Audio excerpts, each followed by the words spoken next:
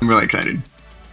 Oh yeah, same here. I'm very excited. DRF and Faber, just so many of these teams, like they have some collegiate history, have a lot of background behind them, a lot of storylines to tell as well. So I'm just very excited, full of energy, and ready to start covering this whenever you guys are. Definitely. We are just over 20 minutes away until it is go time for all of these teams. But let's just get started. Let's see what teams we have up. Starting out with the winners from our last season, UCSD Esports Gold. DRF, you know a lot about this team yourself. Oh yeah, absolutely. I mean, these are my guys. Like it's a really fun squad, and I'm just so incredibly proud of them to, kind of have the semester that they did. Just, impressive from start to finish. I mean, they're going to kind of be the top dogs that everyone's going to want to beat in this event. So they're definitely going to be the hunted here. But nonetheless, this will be CD Wumi's last tournament with UCSD Esports Gold, as he has just recently graduated. We've got a lovely interview with him and Nerdy Adam as well. So I am really excited to kind of see the swan song here for CD Wumi and see, can they pull it out one more time? Because that would just be the storybook ending for them. Yeah, definitely. UCSD Esports Gold is definitely the one team we have to be watching out for. They did win in Season 5, after all, in Division 1. So, as you said, DRF, there is a bounty, and they are going to be hunted for sure. But I think we have to talk about another team here, Weber, with Coastal Squid Surf coming up here. Apparently, they had the first place finish in Season 4 Division 2 as well, and they're going to be playing here tonight. They had quite the glow up, adding Magic to their roster, and success just kind of followed, nearly sweeping the entire division in Season 4. Oh yeah, Coastal Squid Surf, they definitely showed up in Season 4. Didn't show up to Season 5 too much, unfortunately, having to drop early on due to some potential scheduling difficulties among their roster. But hey, they showed up in Season 4. I'm excited to see how they contest with all the other teams that we have here, and especially with our next team, the Splatlanders. They very much showed up. They got second place, the runner-ups in Division 4 in Season 4, going with a dominant performance in Season 5, getting first place in Season 2, beating a lot of the other teams we have in this event. Yes. Yeah. Division 2. I think you had said Season 2 there for a moment, but yes, Splatlanders have been just one of the best stories of this academic year, with just the story arc of coming up just short in Division 4, Season 4, and then flipping that into a championship in 2 divisions higher. So, that's crazy. That's how rapidly this team has improved, and they're going to be one of the top dark horses. Yeah, I'm not even sure if a dark horse is the right way to describe them, because they can hang with these Div 1 teams, and I would not be surprised if they end up boxing out one of these Div 1 teams from that gold bracket. Yeah, I can definitely see that, DRF. Splatlanders is a team you definitely have to keep your eye out for. They do run some very interesting comps as well, so that will be very exciting to see on stream here later today if we do manage to stream one of their sets here. But the next team I am somewhat familiar with. I am not a VCU student. I am actually a graduate from WPI, to clarify that here. But yeah, next up is going to be WPI Grizzco Workers Unions, or GWU for short. They had some really strong showings in some previous seasons. They're getting the Division 3 championship title, taking it 5-2 against GMU Patriots, as well as previously won in Division 3 as well in a former season. I believe that was Season 2, I believe. I could be wrong on that one, DRF. Yes. No, that's with the Grizzco Workers Union. It's been just a a fun ride for at least honestly all of WPI. Just really established themselves as one of the like collegiate Splatoon schools. It's really impressive to the fact that they collectively, we'll talk about Gub shortly, but collectively have 3 division titles for the entire school, which I don't think any other school has, because Purdue has 2, UCSD has 2. I don't think any other school has 2, but I could be blanking right now. That could be. I'm not 100% sure on that one, but I think we talked a little bit too much about Grizzco Workers Union here. I think it's time to move on to our next team here. Yet another team I'm rather familiar with here. I feel like I'm dipping my fingers in too many people's buckets here, but regardless, we have CSULB, or California State University Long Beach Black team here. So this is the junior team, not the varsity team here, that has just came in from basically the depths of a certain group in Division 3 and just swept up and cleaned up, taking first place in Division 3, and is just ready to rock and roll for another, another show here in Booyah Bowl 3 here, DRF. Yes, absolutely. I love this team. They're gonna be a fun one. I really just loved building them, seeing them build up their identity as like just a defensive powerhouse, and just one of the most interesting paths to a division title for sure. For sure. Next up, we're going to be talking a little bit more about Seminole, Cephalopods, Garnet as well. Now, I know one of these players on this team here, but I will say they are most known for having a respawn Punisher Octobrush that just absolutely just decimates a lot of teams. Then, like, any momentum that gets built up, this Octobrush just comes straight from the heavens, just knocks out not 1, not 2, but 3 players consistently out, and just keeps the momentum in Seminole, Cephalopods, Garnet. After all, they have had a really strong showing in Season 5 here, going 5-0 in groups and only dropping out in playoffs when things got really tough, with, I believe it was Splatlanders knocking them out. So yeah, I'm very interested to see this team here. Yeah, absolutely. Another one of those teams that just had a really big growth arc, becoming division champions, and then still making the playoffs in Division 2. It was kind of, the Seminoles and Splatlanders together in this growth arc. So it's been really fun to see both of them grow. But Splatlanders, I think, started to get the edge there. And then Seminoles, still doing very, very well for themselves. And they're going to get a lot of division rivals to play against today. 100% agree here. Rivalries and friendships are both very common themes here in the Booyah Bowl, right? And we would love to see that here, especially with Seminole, Cephalopods, Garnet here. But I do think we have to move on to the next team here. We are running a little bit low on time here. So next up is another WPI team, Grizzco Union Busters as well, or GUB for short. So this is the junior team of WPI that just basically just ate up all of Division 4 in this season, only dropping 2 games until grand finals, basically. And that's just absolutely stunning. And I'm just genuinely just jaw-dropped that how quickly and effortlessly they were able to take that title. Oh, for sure. One of the most dominant runs that we have seen in the CC8 thus far. So they're going to be a fun team to kind of follow here to see exactly what is their potential like, especially now that they're all graduating. How high could they have gone? I have some ideas here, but I think I'll save them for later here. Moving on to the next team participating in Booyah Bowl 3, it's going to be UNM Esports here, which this is a really strong Division in 3 team as well.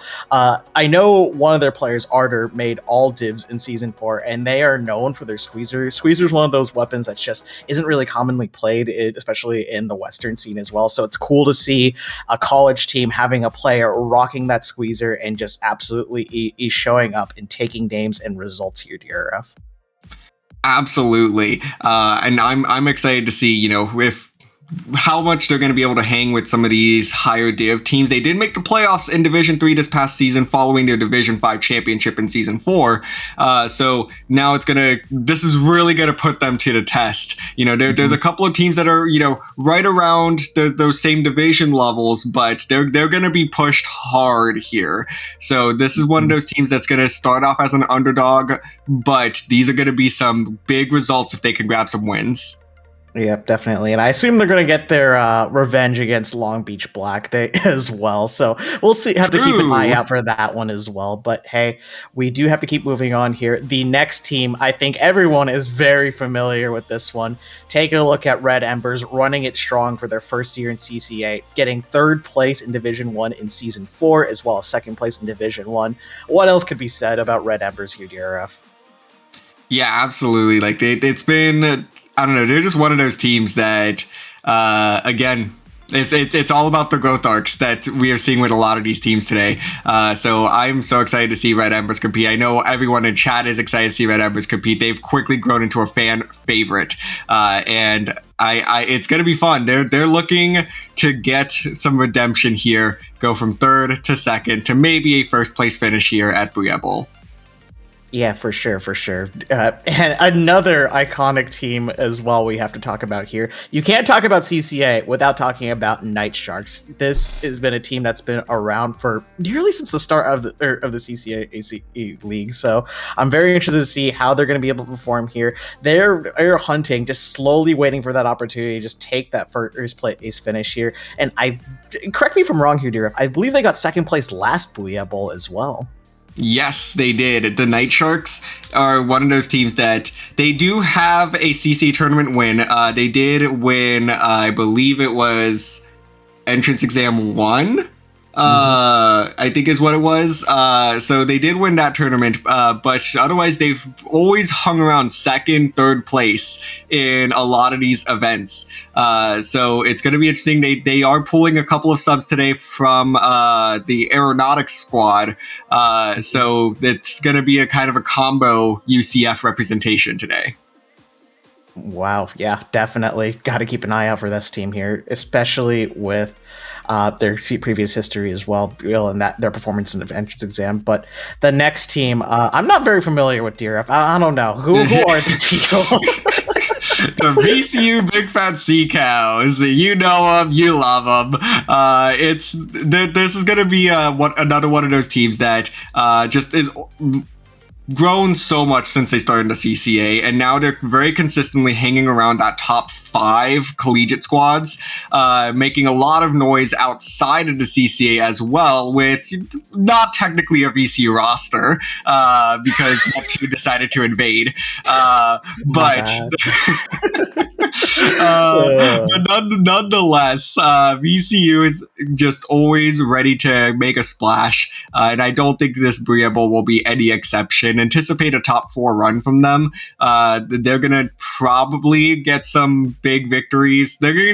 Honestly, of the 3 teams that I consider above them, being Red Emberz, UCSD, and Night Sharks, they're gonna beat one of them today at least.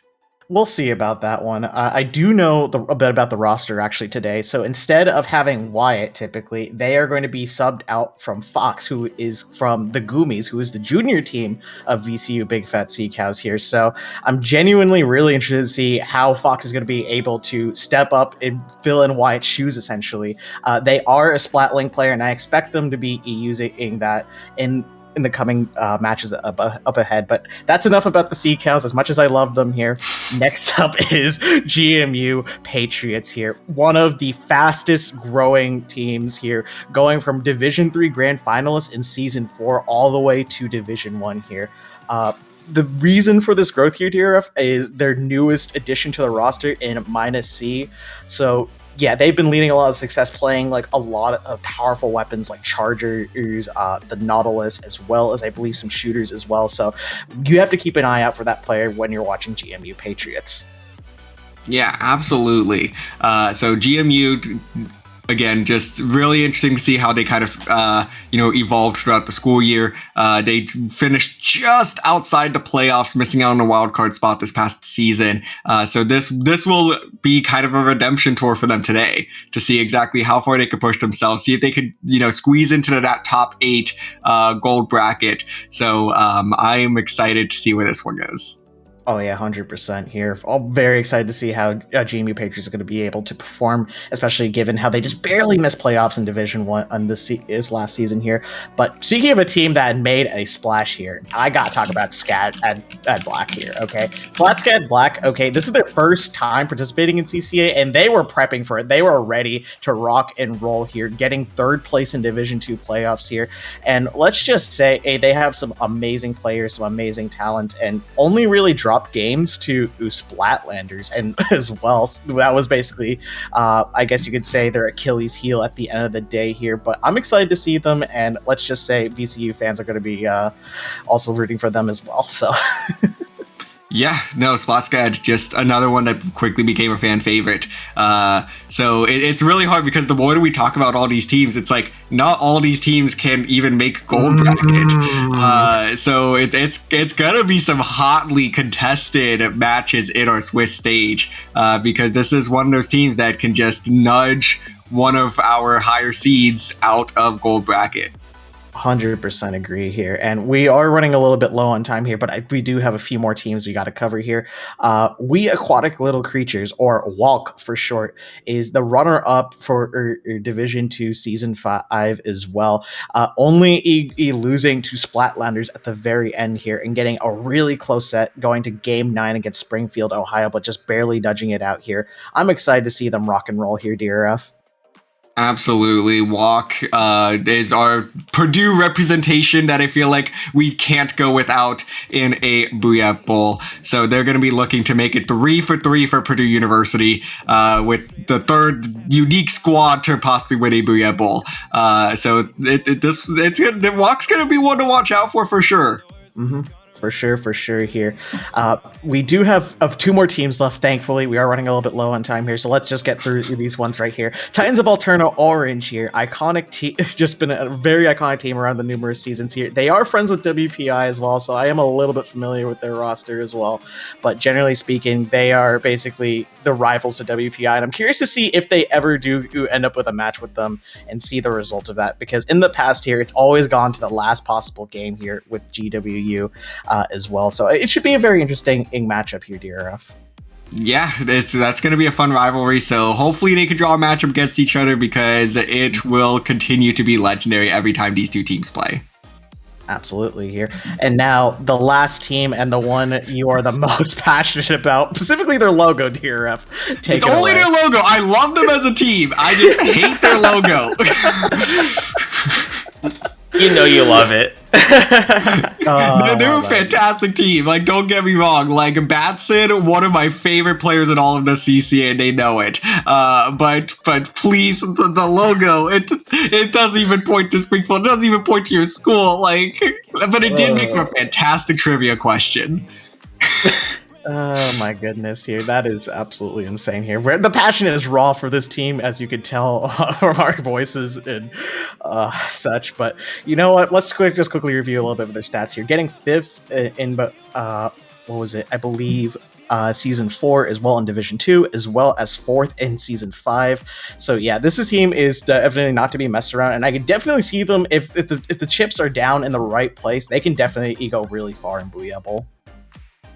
Yes, absolutely. So they do have some Div 1 experience, so they know how to play against, some of these higher seeded teams. So it's going to be pretty interesting to see how far this squad is going to be able to push themselves. Yeah, for sure. Vapor, do we have enough time to cover anything else here in the pre-show, or are we going to get all set and get ready for the matches coming up ahead? Well, we don't really have too much time left. We have just under 3 minutes until the hour switches over, which is when brackets will go live.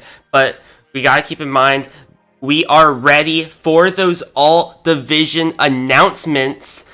So make sure you stay tuned even during our intermissions to know who is on your all division team. They will also be announced after the event at some point following, but keep an eye out for your players in all div, and from there we are coming to an end. I'm excited to see how these 16 teams play in Booyah Bowl 3. It's going to be an exciting matchup. Mm-hmm. Absolutely. Let's make this one a tournament to remember. So let's get this show on the road and let's get some brackets set up. Yeah, 100%. Grab some water, grab some snacks, stick around, folks. We're going to have some very engaging and interesting matches. Is a show on stream up ahead. Have fun.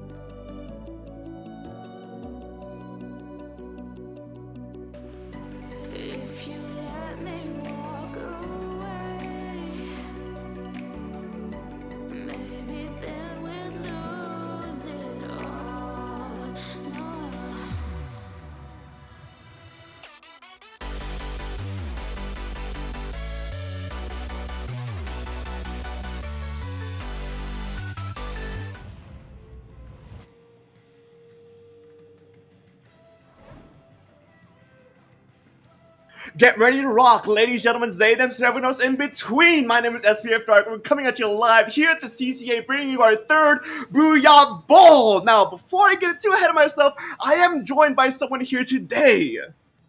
Dark, hello everyone. Welcome to Booyah Bowl 3. I am MizuNo, and Dark, my friend, I am so hyped for Booyah Bowl 3. It's finally here. The third rendition of the CCA Invitational is coming live. And Dark, we got a really exciting matchup kicking off this event today. We sure do. First off, we have the Splatlanders versus the SplatSCAD Black. A very, from what I'm told anyways, a very, very entertaining set. One we actually didn't get to see in seasons previous, but now we get to see here like right in front of you guys. I'm very excited, and we're going to be kicking things off on Manta Maria on tower control.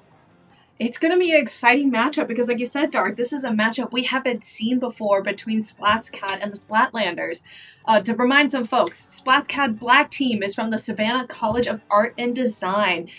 In Season 5 of the CCA League, they were previously in the Division 2 playoffs, taking home the bronze medal. And then, Dark, do you want to talk a little bit about our friends over at New Jersey Institute of Technology? New Jersey Institute of Technology. That's where the Splatlanders hail from. And not only are they also in Division 2 along with SplatSCAD Black, they are the Division 2 Season 5 champions who beat out not only SCAD Black the previous season, but also Titans of Alterna and WALC. Teams are also here today in the Booyah Bowl, so they have a high name ahead of them here today and see if they can hold that champion title. But right now, we're going to see exactly how they're going to try and hold on to that title as we begin this match with already a few interesting weapons I'm seeing from one side.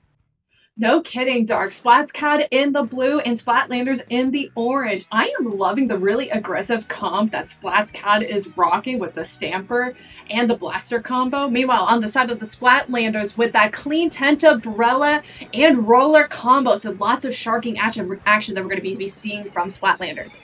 Most definitely. The attention's going to be put on a lot of that on that tent umbrella and see exactly how these teams are going to be trying to play around. And already both of these teams are just right out the gates, getting these trades back and forth. Bazooka already ready, but right now SplatSCAD are slowly trying to keep their ground. But no, the Splatlanders just keeping this momentum up and just flushing SplatSCAD out. I really like the playmaking here from Chris and Jerry working together to get that left side cleared out. Meanwhile, we have Cyan here on the roller getting a really nice pick and popping that bubbler. Dark. This is a really good start for the Splatlanders. Most definitely, that second checkpoint ticking down and almost ready down. No, not just yet. They managed to delay it just for a little bit longer, but this is danger territory for SplatSCAD right now. As once that second checkpoint gets ticked out, that tower control is like on her straight away to that final checkpoint, to that final knockout zone. And as you're seeing right now, they're just creeping forward further and further, just keeping this momentum going. SplatSCAD can't keep up, and with 8 points remaining, just stalling it out. They're just fighting it. They just barely managed to hold on to that just before that they could get that knockout. Virtuous making a very clean play before getting splatted respectively by Cyan on that roller. And Dark, the tower just moves like butter, and SplatSCAD has got to react in time, but no, Dark, they are unable to, and Splatlanders just slams right through the tower path, taking this game 1-0 in a huge knockout. Already, Splatlanders are showing exactly why they are the division champions from last season. A pretty clean knockout in this game. SplatSCAD barely had any room to try and push back, to try and fight back for as soon as they were getting ready to gear up and regroup and try and get things back to under control. The Splatlanders were just there, just instantly shutting them down with a pick, 2 picks, collapsing on the remainder of the players to flush them out and just keeping that momentum going. Oh my gosh, you're exactly right, Dark. The way that the Splatlanders are able to flush out SplatSCAD is really good, and that's because of the dynamic duo between Cyan and WandaSplat. The roller Tentabella combo is so scary when it's executed really well, and they were able to do so in this match. I mean, there was multiple times where you would see the Tentabella and roller just working together in sync, and just exactly like you said, Dark, flushing them out, pushing them back, and just really great teamwork on the side of Splatlanders. Man, most definitely. And the map definitely did help with a lot of just tight corners and quarters that the Splatlanders were able to abuse with that Tentabella roller combo, as well as like a lot of ledges. That map really played well into their weapon comp that time around, but how can they try and use that to their advantage here as we move on to Mako Mart with Splat Zones? I think Dark SplatSCAD is actually going to give the Splatlanders some trouble here, considering they'll have a little bit more paint to work with. The con that the Tentabella roller combo has is that they are really going to need a lot of paint to help support them move up together. And I feel that with this zones map mode dynamic, I think SplatSCAD is going to give them a little bit more trouble here if they utilize a lot more paint and a lot more coverage. And I think that will be the turning point for SplatSCAD to kind of recoup and recover after a really tough Game 1 knockout. Most definitely. It is this with these roller Tentabella combo, you're right, it does struggle with painting, but you know, if you keep up the aggression, if you manage to able to just keep SplatSCAD out of the zone, how can they paint the zone? How can they paint mid if they are not there? And it really is just the age-old question, like, which one does better? Is it the just simple pure aggression, or is it just the defensive play style, just keeping your area well painted, well kept, and just not letting your enemies just run you down? Oh my gosh, that is so well said, right? And I feel like Mako Mart in particular, you really have to hold your ground in specific areas, right? Those stacks are going to be so crucial for both of these teams. And honestly, whoever is able to hold on to these stacks more effectively is probably going to take this game in a knockout, honestly, with how aggressive both of these teams can be. Most definitely, those stacks, especially with a Tentabella like on their team, it's a bit of a just like heavy trouble spot, because SplatSCAD have to be really mindful when they're pushing up to those stacks, and if they know where the roller or where the Tentabellas are, if they bring them to this game. That being said, there's a very good likelihood that they just completely shift gears and bring out something else, and we won't know for sure. Exactly, but these teams are just about readied up here as we're about to load in. The lobby a little bit stuck right now, but there we go.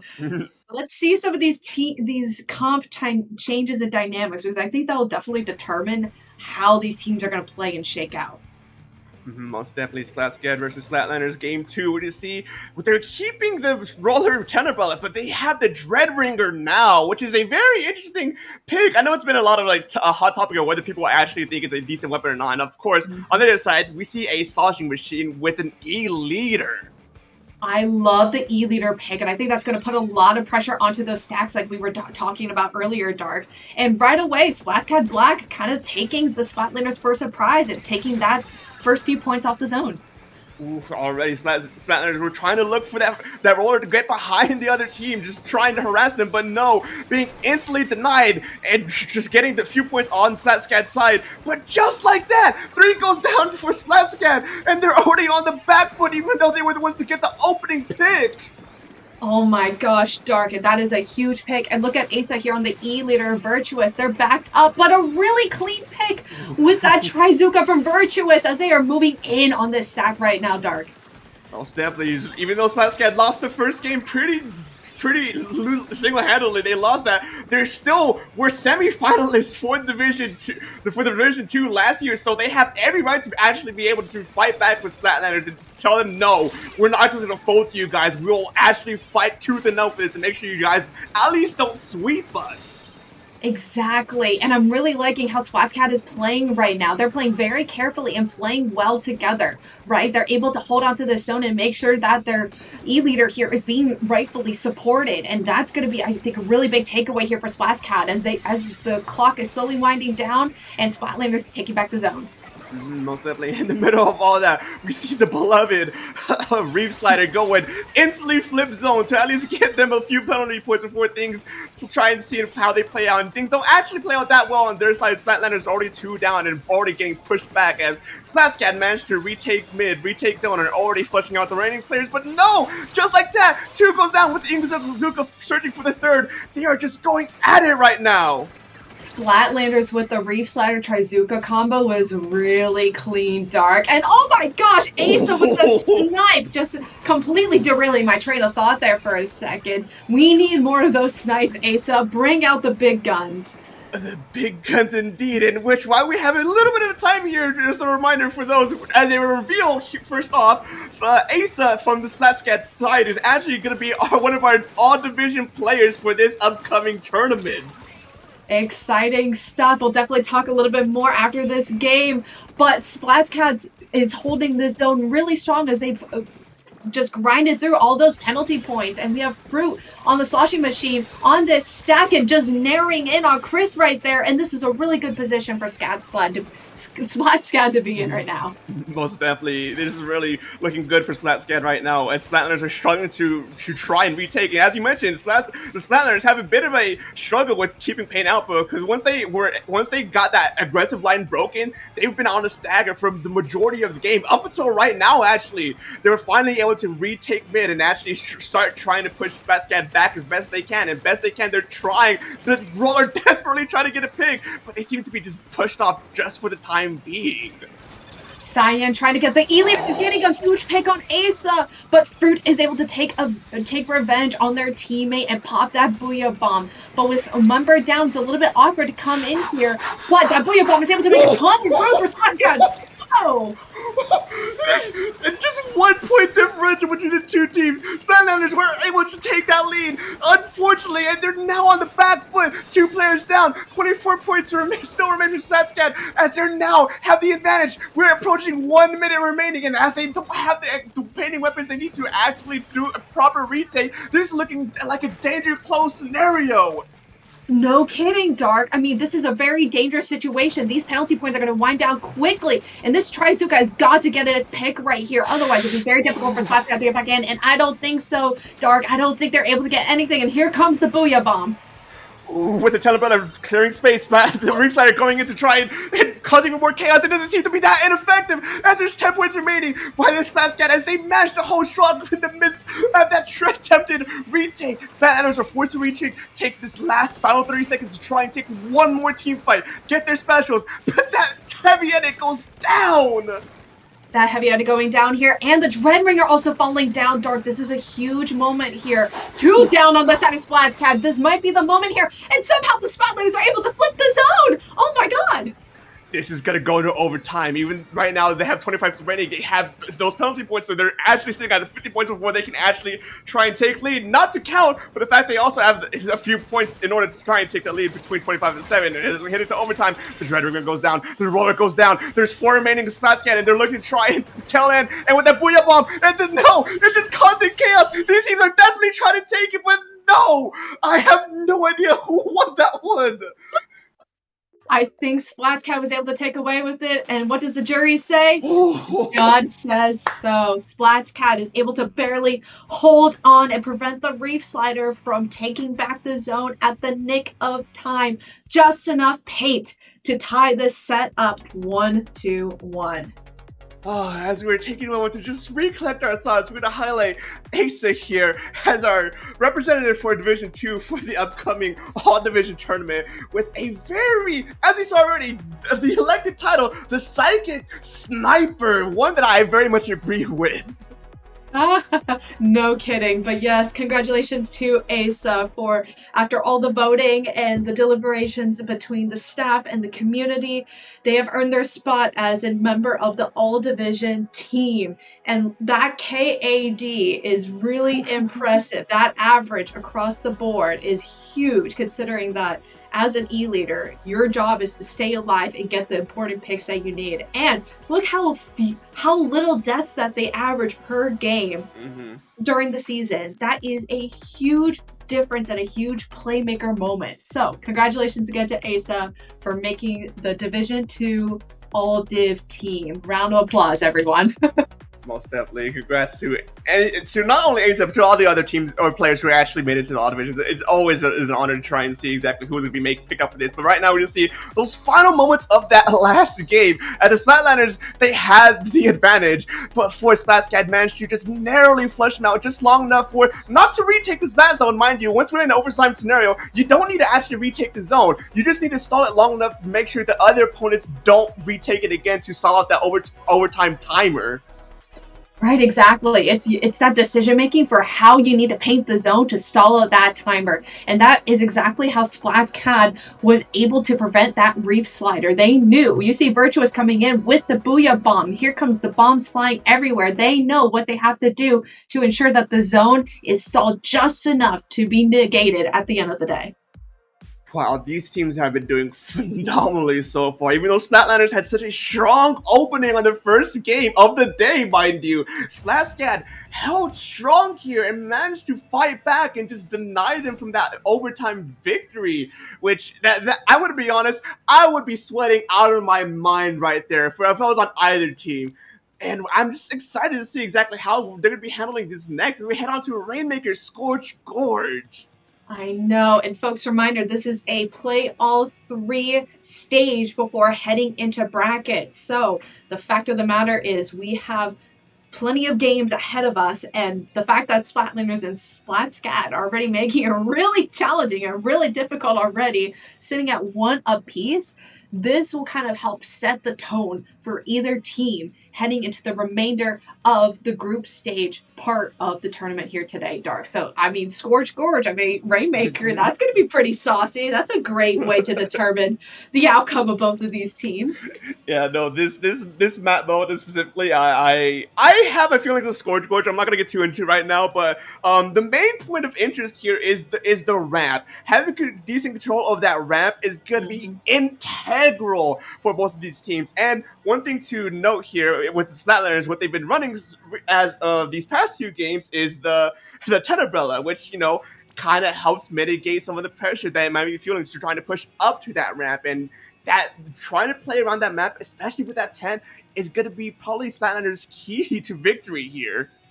I fully agree. And if they want to protect that ramp, they're going to have to protect the tent umbrella player. And that means making sure that they are able to support any of the vulnerabilities that this tent umbrella player has. So lots of important teamwork is going to have to come in here for the Splatlanders, as they do in fact bring out the tent umbrella and the Splatana here. Meanwhile, on the side of SplatSCAD, Asa is swapping out the E-leader for that good old fancy schmancy pencil and a very aggressive two-gun combo with Garbo rocking out the sploosh. Oh boy. Most definitely, these teams are pulling out all the stops right now at this point, and already that roller just got instantly denied from any pressure, even with the tent umbrella using to try and go in, and with Cooler going out. This is Splatlanders' time to try and go and try and seek out any more picks that they can get. And even though they do get a pick, that's not the pick they want, as they do get a trade, and both these teams are just desperately trying back with it to see who can win out this neutral game right now.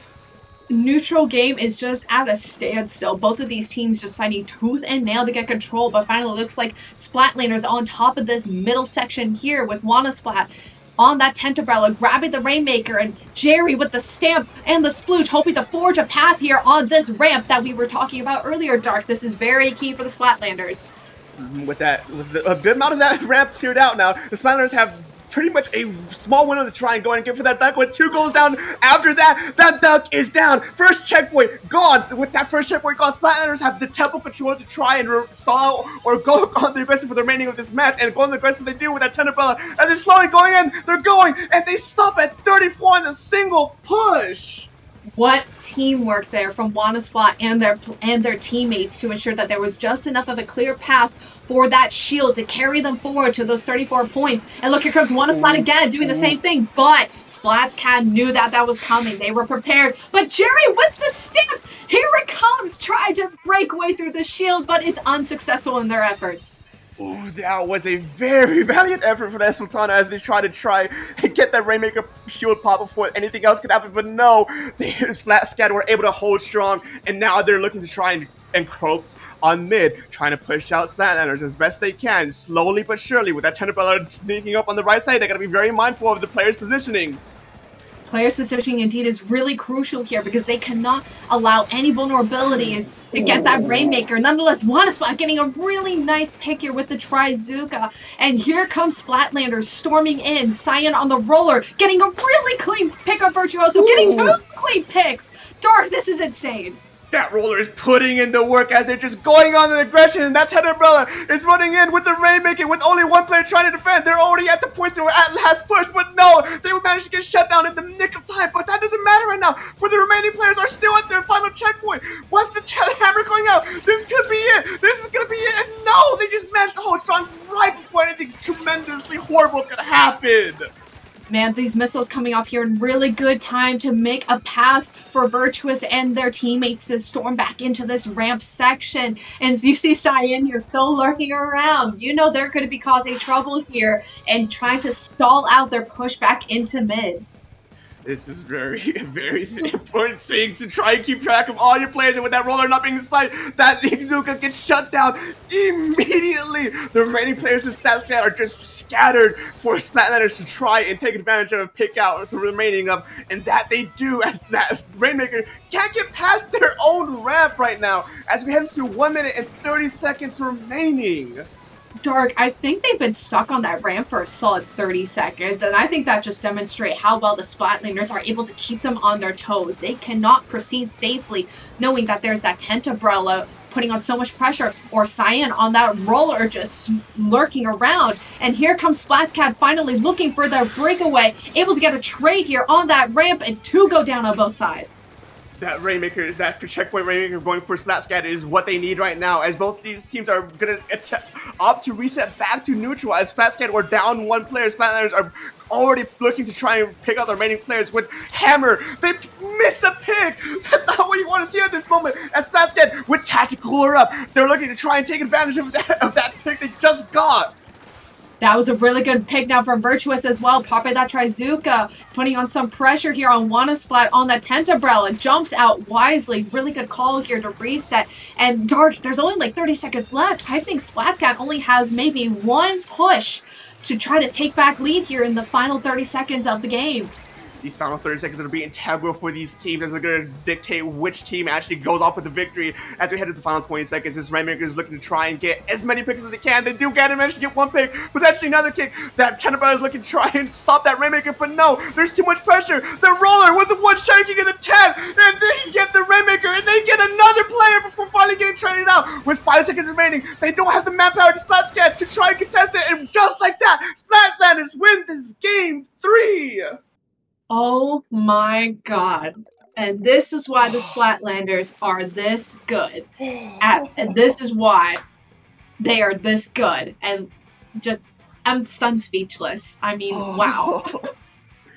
These teams, they were your Division 2 finalists last season for a reason. And even though SplatSCAD were doing phenomenal in this game, Splatlanders showed there was a reason why they were the champions, with just amazing coordination with the tenebrella and the roller. I thought that was the tenebrella with that pushing up with that tent right there. Like, it's incredible. I mean, it really just comes to show, even with just after about a month's time or so, and school being out, the Splatlanders and SplatSCAD Black, for that matter, are still able to put up really competitive matches and demonstrate that these teams are still hard at work, even during the summer time when school is out, people are working, people are at internships. These teams are still able to put in the work and demonstrate that these are the teams that are the top of the top. Most definitely. This is, in fact, CCA's best teams here at the Booyah Bowl today. There was a reason why they got invited today to play for this tournament, and we saw already that if this is the level of caliber of the games we'd be watching and that are being played, I'm gonna go out on them and say I think we're going to put on a very good show today. And man, as we look through these stats here, courtesy of our streamer Vapor, I mean, I think the stats kind of speak to themselves for each game. You can see how well people like Garboard, Virtuous on those guns, playing so well, and Asa only dying 3 times. I mean, my God, wow. I forgot how well SplatSCAD Black did on that Zones match. They were just incredible. Like, this is, like you said, high caliber gameplay and team efforts here from both of these teams, and this is only set number 1 of this whole event. So I mean, my God, Dark, we are in for a ride today. Right, indeed. And I'm going to be completely honest with the folks at home as well as to us here in the production table. I am sweating. That first game has me worked up. And if this is what we're going to be dealing with, I think I'm going to need more water. I'm going to be completely honest. Those games were intense. Both these teams did phenomenally well. And even though SplatSCAD were able to get that victory, Splatlanders, congrats to you. Both these teams did phenomenally well. And I'm very much excited to see exactly how the rest of this tournament is going to play out for them. For sure. Well, Dark, let's go get us some water, take a breather, and let's get these viewers ready for the next round here of our group stage playoff 3. We'll get a really exciting match getting on your way for you guys. So don't go anywhere, and we'll be right back with more Booyah Bowl 3 action coming your way.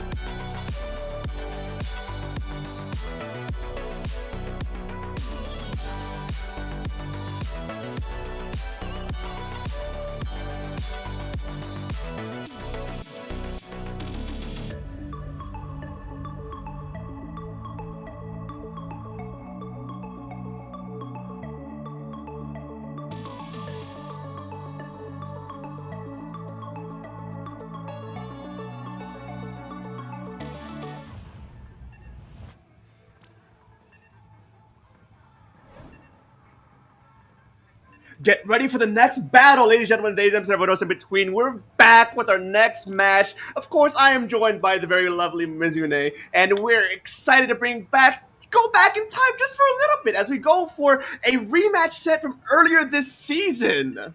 I know, Dark, this is so exciting. Folks, we got a Season 5 Week 4 rematch between the WPI Grizzco Workers Union, hailing out of WPI, because I cannot pronounce their name, taking on Seminole Cephalopods Garnet, hailing from Florida State University. And Dark, exactly like you said, this is an exciting Week 4 rematch in the group stage of the CCA League Season 5. So that means these teams, they have met before, and we're going to see some bumping heads here as we head into this set number 2 of our group stage. Most definitely. The Grizzco Workers Unions, even though they didn't actually make it to playoffs last season, they did a very well job in their group stage, as well as just done phenomenally well in seasons past. They are Division 3 champions from Season 4, so they have what it takes to be able to actually play at a high caliber level and potentially take off this game. But they in season past, they lost against Seminole, so we're going to see exactly how they might want to readjust things here this time around. Exactly, folks. In this Week 4 rematch out of CCA League Season 5, we got WPI Workers Union in the orange taking on Seminole Cephalopods in the blue. And I'm really liking the comps because we're seeing the roller stamper combo on the sides of Garnet, and WPI is rocking a classic Nautilus Splash-O-Matic combo, which is really scary and intimidating. Most definitely, with that tactical at the ready already within the first 30 seconds. 2 goes down immediately from the Workers Union. Seminole Garnet are just standing their ground, just denying the cooler from being used to its actual maximum potential as another one goes down. What a very interesting start. These trade-offs are really impressive, and Comrade getting a really clean pick before falling down. I mean, everyone is just falling, just like back to back to back. I mean, it's hard to keep track at this point. We're not even a minute into this match. It is the Clan Blitz Classic here on the Inkblot. Both of these teams are just trading back and forth. 1 minute in already, and not a single advantage has been gained. As one goes down for the Workers Union, another goes down for the Garnet. These teams are just going back and forth. And if you would have told me that Garnet won this previous match 4-1 last time around, I wouldn't believe you. Exactly. Both of these teams seem to be a little bit scrambled right now, a little bit frazzled, and like there isn't a lot of teamwork and synergy going on just quite yet. Just a lot of back and forth trades, getting off whatever they can. Like Conrad getting a really clean pick earlier, just a moment ago, right? Just a lot of back and forths. We see here, though, it looks like Garnet is looking to make the first strike as Nico is holding onto that ball, make that 2 balls, and here comes PK with the ninja spidering all the way around and just falling short from getting too far. But it attempted to get another power clamp in, got shut down by the heavy hitters. Now they're slowly marching forward to try and get another pick, but no, they get shut down by the stamper, I'm sorry, as these teams are now resetting back to neutral. Spellsters are coming back online. That heavy hitter is a little bit out of position there, but they managed to recover and get back into safety before they can get picked off. Right, we see a little bit of pressure from the Union here with 2 specials online, ready to go. Here comes the trip strikes popping off. We see PK on that Splatana putting on some pressure before wisely backing away. And Dark, honestly, this is still the Workers Union just trying to move forward and trying to gain some ground as 3 goes down on the side of Seminole Cephalopods Garnet. With a delayed wipe right there and a power climb at the ready, they're not only get the first part, the second dunk of this game so far, but they're actually going to get a few extra climbs in there to at least take the lead for the time being, and a few extra more as 2 goes down finally from the Workers Union. Garnet holding strong with crab takes, trying to finally flush out the remainder of Workers Union and reset things back to neutral as that power basket is now back up. Garnet able to play off that delayed wipe very wisely there, Dark, right? Able to utilize that crab tank on that top part there to ensure that Workers Union isn't able to get too many more clams into that basket. And those are the types of defensive plays that you need to make on Inkblot clams, because otherwise this can totally just be like a domino effect and totally cascade. So really good play there from the Garnets. I agree with that on MizuNo, but one thing I gotta keep in mind though for Workers Union is that even though they have the lead, this is Clan Blitz, but as I'm gonna say that they shouldn't get too comfortable, they get a wipeout with Trip Strikes at the ready, the Power Clam already said, and a Crab Take in the back pocket. This could be a potential lead extension by their fall, but no, they get shut down before that wipeout could be converted into an even stronger lead, and now they get a delayed triple, potentially a delayed wipeout as that Crab Take has forced to retreat. That was very amusing to watch there, Dark, because you could see that they were like at the ready, but just not quite ready because they had this oh no moment where they realized that the clam economy that they had that they were holding on to was just completely all out of sorts. There wasn't an actual ball to toss in. All of a sudden, the switch has flipped here, and now Seminole Cephalopods Garnet is down 3 members, and Workers Union is slowly storming in and making their way back over to this ramp side. And Mario here on the heavy edit getting a really nice trade from that Stamper. And I mean, again, this back and forth just keeps happening. Now as we head into the final 30 seconds of this game, it's still anyone's game. Truly, it still is anyone's game, as there's only like 15 over 20 points difference between these two scores right now, as one good push from Garnet could actually steal this game away as Tri-Strike sells out. Crab Take gets pushed back. Stamper is looking to try get a pick they do, and they have Zipcaster at the ready. They're looking to try and go and cause a distraction, get another pick, potentially get a third pick on the heavy edit. That's a wipeout, and they have Clearway to try and get this lead stolen from them, and they do! Wow, and all of a sudden, they just pulled it out of a hat like a magician, and Seminole Cephalopods Garnet in a surprise brief overtime finish is able to steal away that game against the Workers Union. Oh my gosh, Dark, that just came out of nowhere. Oh, that I truly was not ready. In the midst of me saying that this could still be anyone's game, and which I truly believe, by the way, I did not expect a last-minute wipeout from Garnet to just keep Workers Union out long enough to get that lead stolen from them in overtime. I know, and all that has to go credit to PK on that Stamper. You saw that play there on the replay here. Look at them at the corner here, using that as cover to get a pick, popping special, and just moving in, getting another pick, and then taking out the heavy edit here. That was the determinant factor for getting their teammates in. And playing that patient game, it was just incredible. So that was just a huge playmaker game from the side of Seminole Cephalopods Garnet. Oh, these teams are once again never failing to impress. I'm gonna be so honest right now. It's not that I don't doubt the skill of these teams. I truly believe that these teams are like play at least way higher caliber than I can ever pull off, which I can only commemorate them and congratulate them for being able to do any of this stuff. I do not expect those just last minute down to the wire plays to determine these games. And right now, Garnet's sitting at a 0-1 as we're going to be moving into see exactly what game making plays are going to be made next on Tower Control Sturgeon Shipyard. You know what this is giving, Dark? This is giving procrastination. It's like scrambling at the last minute. It's like, oh crap, we got to come up with something. It's like the deadline is coming up, and bam, and just pop the Zipcaster, get a couple picks. I mean, just pull it out of a hat. It's giving like college procrastination at its finest. Yeah, call it procrastination is always just it's a beauty trademark of the scene, and we like colleges. You know, why do it today when you can do it tomorrow? Like, right? And that timer, it does not matter, and not that until it's 0, until that overtime timer is 0. Even if the timer's at 0, you have overtime. Why worry? Why bother with anything? I know, right? But man, Dark, this is gonna be crazy because we're heading into game number 2 in this play all 3 set. Tower Control Sturgeon, and I feel like this is where a lot of spicy things could happen, because I feel like the tower here on Sturgeon specifically just moves in like butter. Like it could go from like one end of the map to the other in just a snap, and it's like all of a sudden, oh wait, the tower it made its way through. What just happened? I feel like both of these teams can really get far on this map. Yeah, no, I completely agree that the first checkpoint, in my humble opinion, is negligible. You know, that first checkpoint gets taken pretty easily.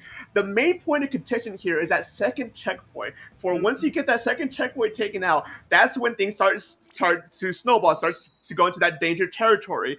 And whoever gets that second checkpoint first is going to be able to want to hold very solid tempo control for the remainder of the map. So it's not a matter of who can get that first checkpoint down first. It's who can control that second checkpoint the best. I love that so much, and I think that's going to be a really key point of contention here as we head into game number 2. TC Sturgeon, take a look at the comps. I think we see a stringer on the side of the Workers Union. Meanwhile, it looks like Seminole Cephalopods Garnet is sticking to what they know and sticking to what feels comfortable after that first game. So already we got one member down on the side of Garnet here, and we see Mario on the heavy edit trying to contest this left side here, only for PK to come in and play Spoiler Maker. Wait, but wait, how did they... Never mind. Getting instantly punished. That heavy edit. Learn from the past is not letting the history repeat itself, as now Worker Union are contesting that first checkpoint, keeping Seminole Garnet away and distracted with those tri-strikes and looking to clear space as they're marching to that second checkpoint. But with that bucket getting picked off almost instantly, they can't actively contest that second checkpoint anymore, so they have to back off and let things reset a little bit back to neutral as Seminole Garnet gets their gatherings again.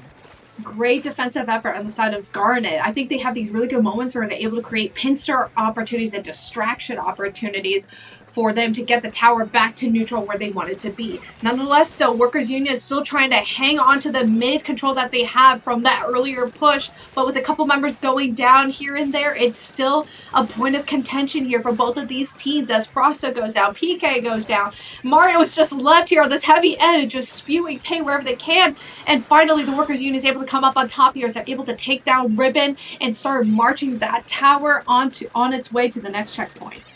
Now, MizuNo, one thing I like from Workers Union is that stringer. As you can see, it's just putting in constant work, constant pressure, long range. The explosion shots surprise many of how well it actually does damage. And with, I'm seeing thermal ink on this stringer, just being able to line up the shots even better from their own shots from Killer Whale. I really like this. And man, Miss L taking down 2 members of Seminole Garnet is huge, because now here comes the jumps. Poor Mortuus, they're getting stuck with the crab take. But look, they're now approaching the second checkpoint, and you see Frosting here on the Slasha putting on some really great pressure here. And here comes those trip strikes, and there's just a lot of pain, and this is looking really good right now for the Workers Union. This is danger close for Garnet as they are approaching the final checkpoint. 7 points remaining from Workers Union. They have all the tempo control in the world as we're past the halfway point of this game. Garnet has a mountain to climb to try and even get close. That's what I call a near knockout scenario, in which in order to actually get to those 7.6 points to take the lead, you might as well be there to get that knockout. Oh my gosh, I know, that is so right, Dark, right? That's the type of mindset you kind of have to be right now if you are Seminole Cephalopods Guardian. This isn't a, oh, let's just try to inch the tower to where it needs to be. This is a do or die. You got to knock this game out. And these players are going to have to come up with some really big plays here, like PK right here on the Stamper, Nico on the tower. You're seeing a lot of action here for Seminole Cephalopods Garnet. They're going to have to play a really patient game right here, and they're off to that good start because there are 2 members down of Workers Union, and they are slowly making their way through this first checkpoint. 2 down, but one thing to know is that Stringer is still up, and they managed to escape in the nick of time. Seminole Garnet are just applying constant pressure, not letting Workers Union be able to give it the chance to breathe, regroup, re-engage, as they're already at the second checkpoint, approaching that near knockout scenario I was talking about, as we're marching into 50 points and remaining. Both of these teams are desperately trying to take control of the map with 8 points right now. They're not able to take the lead at the final moment, as Workers Union are just fighting tooth and nail to make sure Garnet can't take that lead. This is insane, Dark. The Workers Union are making sure that nothing escapes them right now, making doubly, triply sure that there are no members left. Nonetheless, somehow Ribbon has a Trizuka, and they're just flying shots all over the place, and this tower is so close to breaking through. This is insane. This is the Splatoon tried and true, just utter chaos. Both of these teams are going back and forth. They barely managed to lead, and just like that, they lose that lead.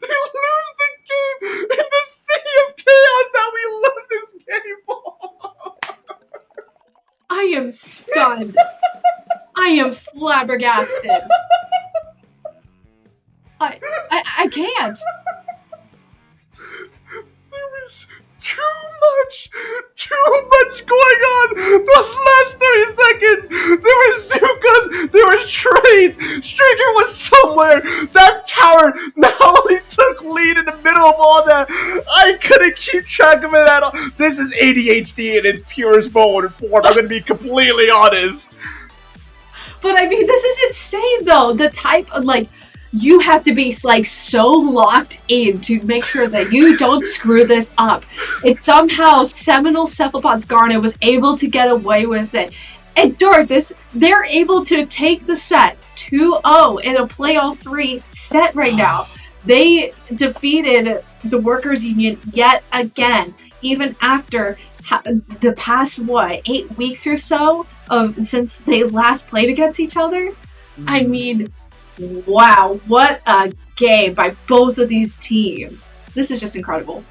Garnet showed once again as to why the reason why they came out on top last time and why they came out on top this time. Worker Unions, now I want to say they have a bit of a bounty on Garnet's head. They want to be able to beat them out now. Twice now they've been just denied from a victory against this team, and now we're at a playoff 3, so there's still a chance to actually get at least one game off of Garnet to try and fix their seeding and try and see exactly how the seeding might affect later times. But wow, man. Exactly. You're exactly right to point that out, Dark, because the seeding is going to matter here. You still need to take that extra game just to make that effort in the long run a little bit more comfortable when you head into bracket play. So it's still not over for Workers Unit to be down at the dumps. It'd be like, oh, woe is me. They can still have a really good game here and a really good showing, because these games were like neck and neck, right? Mm-hmm. Like this was not like a total knockout surprise, right? These teams are both really good, and they are still able to demonstrate why they are here at Booyah Bowl right now, putting in the work. These teams, I thought Grizzco Unions were able to had just complete control over the game, getting that checkpoint, all that their type points down all the way to 7. I was sorely mistaken. Garnet just putting in the work as we're moving on to Splat Zones on Hagglefish Market. Even though Workers Union cannot win this set now at this point, they still can get 1 point to fix their seeding, which I want to say is going to be very vital since this entire tournament here with the teams we have today, that 1 point seeding might be the difference between silver and gold bracket. Exactly. That's the exact mindset they have to have right now, right? Like, taking the L in the set is unfortunate. It's tough.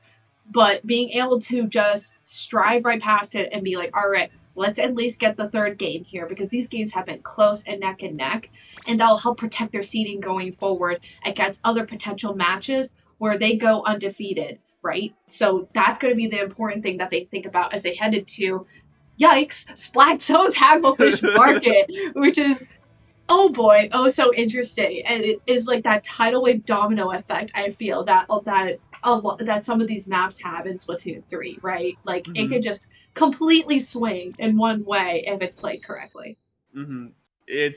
There's no particularly one spot, one position, one thing to hold. It's just a matter of fact of how well you can fight off the other team. Because the other team could be in your enemy plat, but if you have very strong fighting power, you could fight off the enemy team, take zone, and just keep them locked into the other side of the map and stall them out there. It's very hard to say what's the one thing to keep in mind on this map. No, you're exactly right. You just have to be hyper aware, I think, of where every single player is at any given moment. And that's where these teams are going to have really high communication if they want to succeed in taking this match. And already the Workers Union is putting in the work, taking the zone to kick things off. Specials online. Here comes Miss L with that stamper, but being shut down immediately. And Ribbon is firing back with this Trizuka here. And here comes PK! Out of nowhere! The Zipcaster is just constantly in the backline, harassing. Even though Workers Union had the opening gambit, had the opening lead, and just had a strong opening. They're now on the back foot, being pushed back onto their side of the plat, letting Garnet just be able to just push them constantly back, and with lead taking swinging back into their favor, they get instantly down with 3 going. Fight delayed! Quad from the hammer! That was it. Did you see that? No, did you see how Miss L, they watched to see where they were going to go? You didn't see them immediately toss it. They wait and they predicted. What a great play to get Workers Union back into the swing of things here. What a play. And all of a sudden, Garnet is down 2-0. This is and make that 3-0. Miss L is back with that stamper yet again. Workers Union knows exactly what they have to do here, and what's exactly on the line. They didn't win the set, but they need this one game to try and use it to their advantage for the seeding as best they can. And best they can, they are trying. Zipcaster goes out. Trishax goes out to try to distract the remaining players. The Zipcasters scatter the remaining players. Workers Union is down 2 players, but there's 14 points remaining. I don't know if that was worth it at this point, as Garnet is slowly approaching in, flushing out the remainder of their other team, and just now looking to see exactly how they're going to try and hold this as best they can. Really good plays from the Worker Union to get all the way down to 14 points, but man, I wish they played that a little bit more carefully when they gave up the zone there. Here comes Comrade sharking out of nowhere and getting a really nice splat, and here comes Garnet looking to protect the zone. Miss L is back at it again with that stamper, hoping to cause some chaos, is able to get a pick and putting some pressure here on Nico as there's this 1v1 situation between the stringer and the front, and the pencil's able to get it. They're fighting off the zone, and he gets the carbon. One thing I failed to mention is how we're seeing a wellspring on the side of Workers Union, a weapon that I know is very polarizing for the community right now. But Miss L is putting it to absolute work with the stamp, with the main weapon itself, finding off a 2v1 against the roller. That is insane, and that play is going to make a difference here because now it's Garnet with 2 members down looking to take back the zone as the Workers Union is winding down penalty points. PK here with that ninja caster here is looking to launch and couldn't get anything out of it, and folks, the Workers Union is able to clinch the 3rd game in this play all 3. It is not a sweep, which Workers Unions can only be proud of, not for just that, for that fact alone, but for also the fact that they have an extra point to be working with for their seeding for later in bracket, which both these teams, I'm excited to see exactly how they will be, faring out for the remainder of this tournament. I am a mess right now. These 2 games back-to-back is not doing me any favors. No kidding, but man, Workers Union, I think they had like a switch flipped between the previous game versus this one, right? And I think it just really demonstrated how tough both of these teams are and what they're able to do, right? Even though they lose the set, they are still, the Workers Union is still able to come in here and just go bop, bop, bop and put in the work to at least help protect their seeding a little bit in the future. And I think it just helps demonstrate that they are not willing to go down without a fight and just to give in to the mental of like, oh man, we lost a set. Why bother with the 3rd game? But nonetheless, Seminole Cephalopods Garnet still takes this play all 3 set and marks that down in their count. And for the record now, they are up 2-0 against Workers Union on an official count basis. I just gotta give a quick shout out to Marcel, because man, the hammer, the wellspring, in no scenario would have I guessed that the wellspring stringer would win against a carbon roller. And I don't even know what the second weapon they got that pick off of. Like, that, I cannot believe I witnessed that from my very own eyes. Workers Union, they have every right to be here, and they have every right to be just having this just sort of mental of like, we are not giving up just yet. We still have cards up our sleeve, and we will use them to our advantage. Exactly. I mean, just, it's incredible both of these teams be able to come in here after finishing Division 2 and still competing and being able to show off and demonstrate how far they've come. I mean, just taking a look at the set and some of the big highlights, right? Like, Dark, you were a mess during this moment. It was so funny to listen to. My friend, you were you were at a losing point, and rightfully so, because this was insane. There were so many points of interest that I wanted to touch on, so many points that I just wanted to mention and give highlights to, because there was so much going on. And man, these 2 teams, now that they have history, there is a rivalry, I want to say anyways, between these teams. And I know for a fact that if they meet each other in the next season, there's going to be fire. There is going to be blood. These teams want to make sure they can keep either the scores ahead or they can keep break the record and actually take a game off the other. No kidding, folks. But man, Dark, we still have another few more matches ahead. And as the streamers and our crew decides on what's next, I think we're going to step away here for a quick break as we head into the next round and transition sets. Because, guys, we're not done. We still have plenty of games to play and many more moments, Dark, for us to freak out on, because this has just been an absolute wild journey. So, folks, don't go anywhere. We'll be back with our next set here of Booyah Bowl 3. So grab some snacks, grab some water, and we'll be right back here soon with our next set in Booyah Bowl 3. Stay tuned.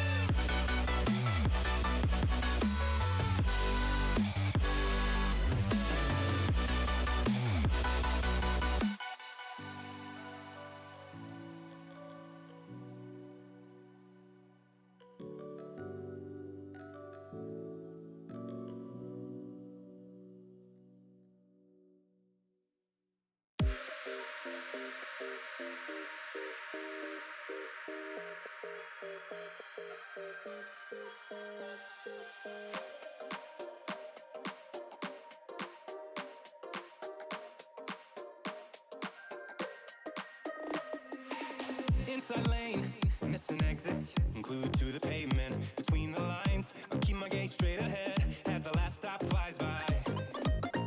No more waiting for the gun to fire, no more walking through revolving doors. I've gone around once, I don't need to go around anymore.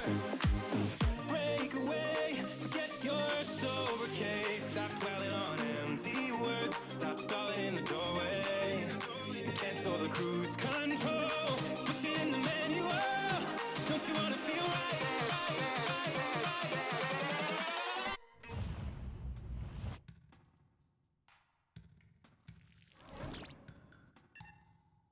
Get ready for the next battle, ladies and gentlemen, ladies and gentlemen, in between. We're back with yet another game. My name is SPF Dark, and I'm joined by the lovely MizuNo, and we're here, and I'm excited to see exactly what this next game is going to be here.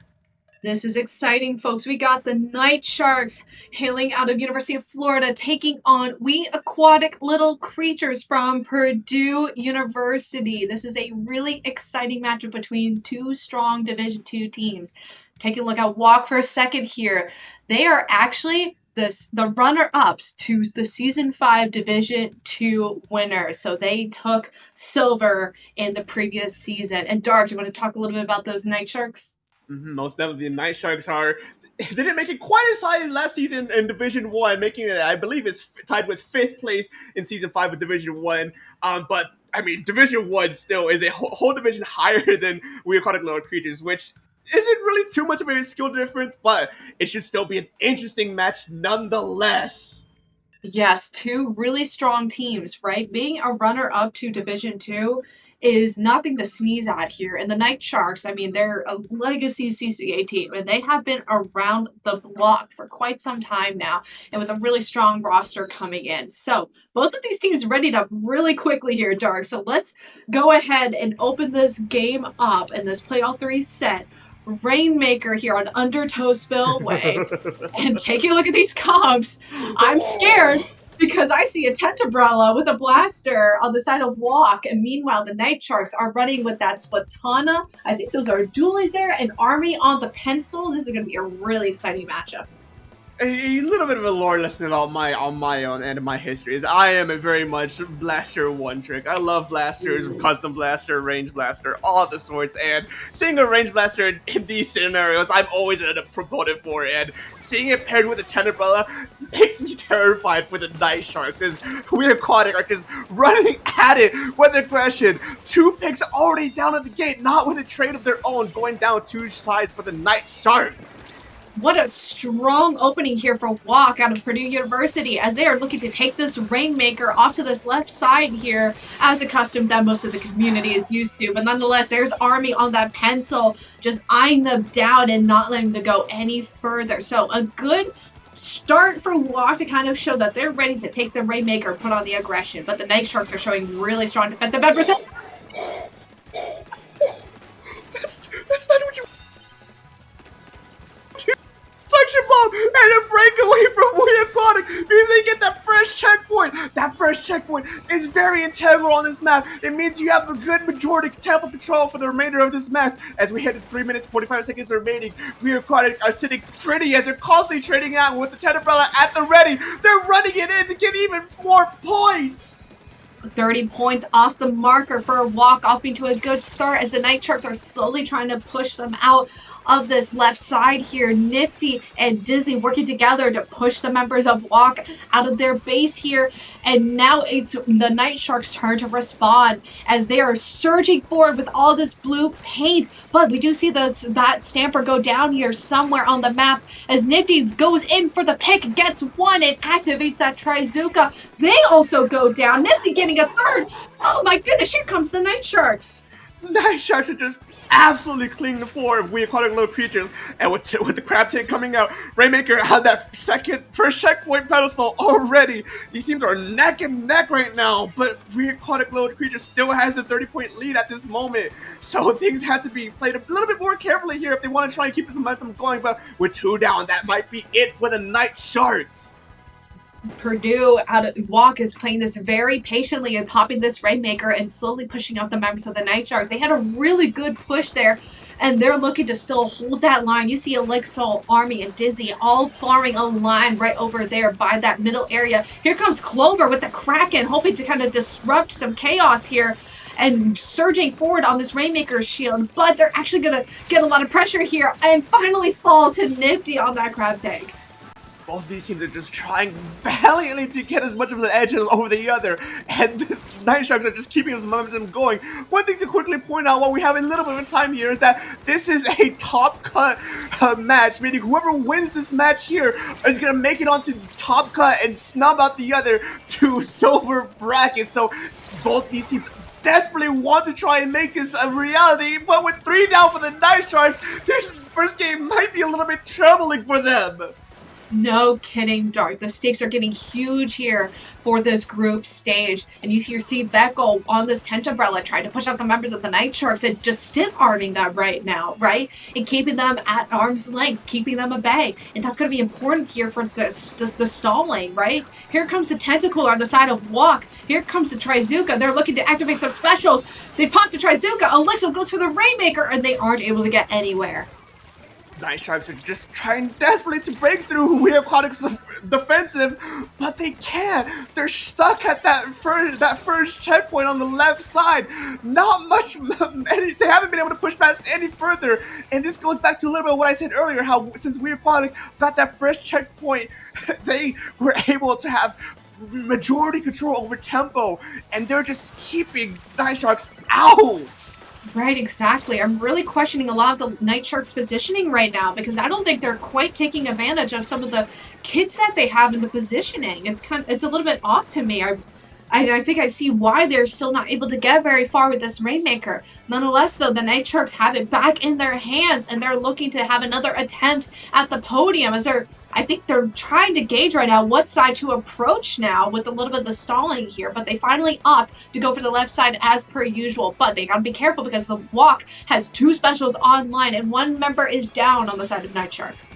10 seconds remaining, 2 specials online for Weird Aquatic Little Creatures. Things are looking into a danger close scenario for Night Sharks as they have Rainmaker only for about 20 more seconds, so they have to make a play here. They can't be stalled out mid like this if they want to try and take this first victory, but they're going to try and make a breakaway on the right side, going into the ramp. The more dangerous shot to see if they can edge it on the new point, but they just barely are unable to make it with 6-point difference. Man, and Walk is still able to stave them off for just long enough, but it was just not enough. And oh man, I think I have a lot to say about the Night Sharks right now because I felt like they could have won that game very easily, but I don't think they took advantage of the positioning.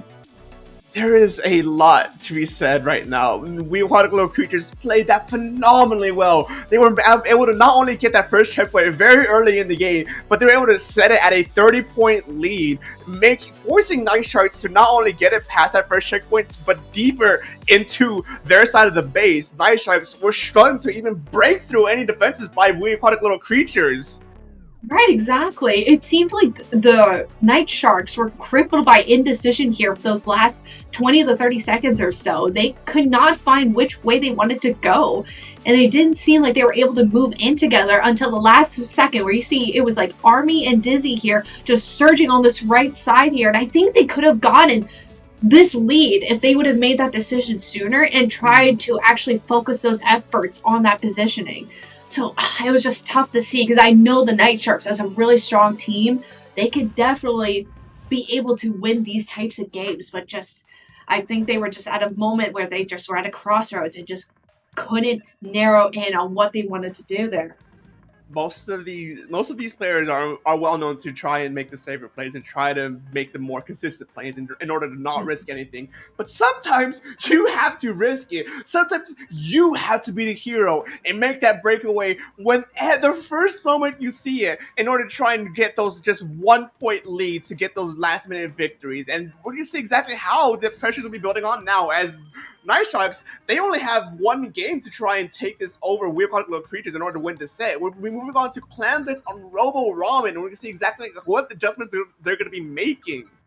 Right, and I hope some of the adjustments there is thinking about those decision-making skills, right? Trying to make the calls sooner. I know how well these Night Sharks can communicate and play together as a team, So being able to just make those decisions and just commit to it, I think will be a key difference here in being able to stay alive in this set. Nonetheless, Dark, game number 2, Clan Blitz Robo Ramen. These comps are looking fairly similar to what we were seeing last game. I don't see any too big of a few changes here. So heading into game number 2, Dark, this is going to be a really saucy matchup. Most definitely. We're going to see exactly what these teams will be doing. Even the one thing to note, though, it is Clan Blitz, so we very well might just see a 4-minute stall fest as both teams are just constantly playing the neutral game, zoning out the other, punishing any pushes that the other makes almost immediately. Just a constant back and forth. And we see already, within the first 20 seconds of the game, there was a trade from both sides. These teams are just trying to see exactly how they want to break each other open. Right, exactly. And this is going to be really important here, some of this positioning that the Night Sharks have, because they cannot allow Walk to break away and take advantage of opportunities like this, right? They have to utilize their specials very carefully and very strategically. We see 2 members go down on the side of Night Sharks, though, which is a little bit worrisome as the Tentacooler is being popped off on the side of Walk. Most definitely. These teams are just still gauging out what's the right play to do. Night Sharks are at the back foot. We call it the creatures have two power climbs at the ready, but 2 go down from an unknown source. I think that was a Zuka shot from downtown. The tables instantly got flicked. Night Sharks are moving to try and keep this punishing play going. And man, Dizzy is able to swim on by the members of Walk, dodging and slipping and able to pop that basket open, which genuinely could have been I think a really good call there, because considering Clan Blitz, these can be just pure stall fests, right? And having even just 20 points on the board, off the board, will definitely make a difference in the long run. So great play from the Night Sharks to take advantage of that window of opportunity and just shoving it right in. With Tactical online, Night Sharks are looking to try and play defensive lanes. We Aquatic creatures are moving in aggressively, very aggressively, to see what picks they can get. But now the Tactical has gone offline. Crab Take is out, but with the Ingzuka called in reply, they're looking to try and create some space. But no, that Zuka gets instantly denied, and now we Aquatic little creatures are put on the back foot. Night Sharks are looking to slowly push in to see what they can do, but with a flank from behind, they get a jump in, and now the Night Sharks are trying to force to turn around.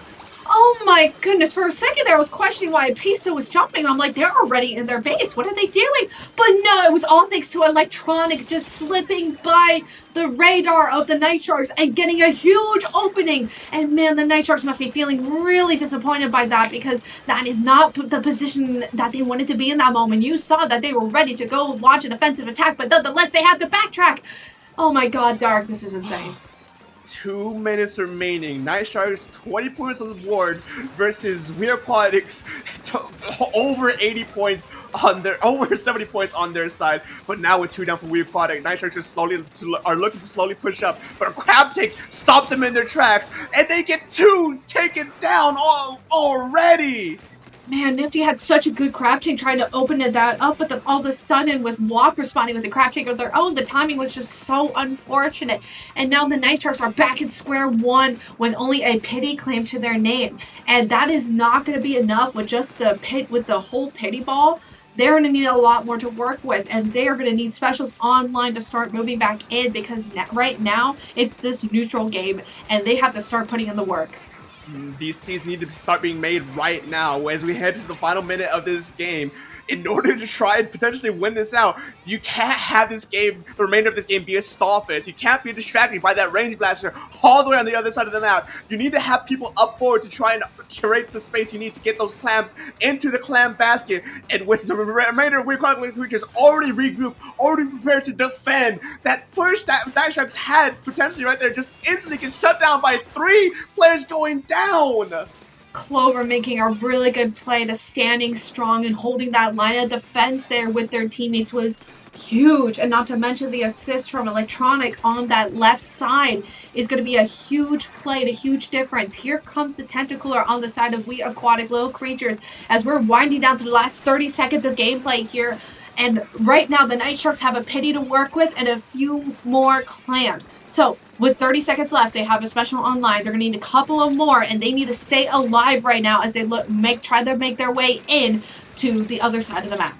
this game is going to be decided by an overtime play as we head into the final 10 seconds of the game, followed by an additional 30 seconds of the overtime timer. We Aquatic Lego creatures are not actively pushing forward. They're just standing their ground, making sure Night Sharks just can't push up, can't get any ground. And once the overtime is started, they're looking to try and just discombobulate the rest of Night Sharks, slowly picking them off one by one and just denying them any sort of potential pressure. But with the Izuka, I don't think that's enough.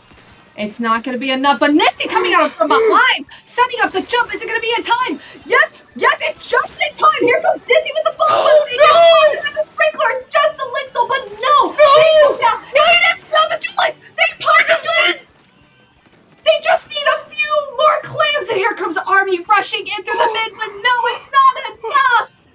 And just like that, folks, Walk is just able to scrap away by the pure edge and barely take that match in a surprise runaway match. Oh my god, my heart. I just got PTSD from an earlier game I casted earlier this season where the same thing happened. It was overtime. The opposing players had the jump ins, but they missed one power clam and they lost the game by a few points. That is so unfortunate for the Night Sharks. They had it right in front of their hands, but that one miss cost them that game. It was so unfortunate. Nifty creating that opportunity, Dizzy dropping the ball, Elixir unable to get that one clam in, which means they have to start going in. Nifty rolling back in, Nifty just making a huge play regardless, right? Being able to not only set up the jump and then to jump right back in after they die and to get the ball in. I mean, look at this. Nifty setting up the jump for Army to come in. Army pops the basket. Dizzy comes in, but with the angle, they just didn't have that opportunity. And then Elixir not being able to get the clam. Nifty coming back in, getting that ball in, and then it's just not enough. I don't think even with Elixir, with that one clam, what is it, 41 minus 3 is 38? I don't think they would have needed another clam for sure if they wanted to overtake that. Oh my god, what a whirlwind. It's so hard to say exactly what could have actually happened if that miss wasn't there, but we Aquatic Little Creatures have shown exactly why they were second place last season from running up from being the division champion. But in that division champion itself, we do have the all division title from Episto being an 4.9 overall KDA from both sides, as well as 120 splat average. They are in there, they are aggressive, and they get those kills. It's incredible, and congratulations to Episto out of Purdue University for claiming one of our slots on the all-division team for Division 2. And I think this is a great example demonstrating how strong they are on the Walk roster to have this title, because, I mean, Purdue really demonstrated these two matches, right? Being able to set the tone early on, set the standard, and then hold them off for the rest of the game. I think that's something that Walk seems to be really good at. Nonetheless, though, Night Sharks still have something to prove here, and that is still the energy and attitude to take one more game and still come out of this looking like a really good team that we all know they are. Heading into, oh gosh, what is this? Is this TC? Yes, there we go. It is Tower Control on Inkblot. Even though We're Going Little Creatures won this set, this game is still just as important as the last two, as this will affect their seedings for We're Going Little Creatures in gold, as well as Night Sharks in silver bracket. And already, We're Going Little Creatures are down with the delayed wipe. Night Sharks are rushing in to try and claim as much turf as they can to try and delay We Aquatic as much as they can. I love the aggression from Dizzy, just moving right into their plat right now, just putting in the effort, throwing bombs, causing chaos, and they really took advantage of that 2-down situation that their teammates helped build. And oh my god, Dark, they're just about almost through the second checkpoint, and I think the Night Sharks, they're angry. They really are taking advantage of this time to just move right in. I mean, look at Elixir right now. They are literally in the base. Like, that is crazy. there is certainly blood in the water. The Night Sharks want this kill right now, as they're just keeping this aggression going, with the Hammer getting one pick, potentially another pick from the Fallen Clover, as right now, they're just not letting this go. They have the fight, and they're not letting go. It's incredible, Dark. I mean, I love the energy that the Night Sharks are showing off right now. I mean, look at this aggression here. Dizzy and Nifty working together on this left plat side. And getting down Electronic is huge because they are such a troublemaker. And that trade in the middle of plat, and there's the one! I think that was a collateral from the Charger. I'm pretty sure that was a collateral from the Charger, as that second checkpoint gets taken down. That second checkpoint is integral for Weird Aquatic Little Creatures' defenses, as once that second checkpoint's down, it's just a clear straightaway for the end of the game, as now we're sitting at 30 points and counting for Night Sharks. It's incredible, Dark. I mean, just the effort that the Night Sharks are showing right now and just storming this tower. I mean, look, we're almost halfway through this game and Walk has yet to make 1 point taken off at this tower. It's incredible, and I love the aggression here that the Night Sharks have, and I really hope they continue this not only for the rest of this game, but heading into that silver bracket. They are definitely living up to the names of the Night Sharks, bringing out the shark attack within them as they're just constantly going in forward. But that may not be the right time to go in forward, as 2 goes down. It is now finally We Aquatic's turn to try and go up, try and put their aggression on their side and see exactly what's going to be happening as that first checkpoint goes down pretty easily. They're already looking at Plat. Tri-Shake's looking out to try and stall them out. They get 2! Stall them out, they do! It's incredible, Dark. I love the energy here that the Night Sharks still going. Even after that little deterrence right there, right? They are just still completely on it. They are just on it, locked in. You can tell by the way that they're moving and schmoving through this tower and through these points. I mean, they're still keeping up with this aggression, and it's wonderful to see. And just a small little bit of an over-aggression there by the Charger as they instantly get picked off by the Pencil. Things are resetting back to neutral with time to cool her out. And Crab Take instantly denied. That's a flip that you want to see for the Night Sharks, but 2 goes down as well. This is just a constant back and forth fight for mid, and it's exactly the kind of scenario they need for Night Sharks. As we had 1 minute 30 seconds remaining, they have the lead, they have tempo control. Even if they stall out Weird Aquatic Little Creatures, they have the victory here. Right, exactly. And here they come again with this tower, and looks like Nifty's going to make the move in with those trip strikes to cause a little bit of chaos. But no, Veckel is just on it right now with a clean shot with that Tentabella and popping that Trizuka.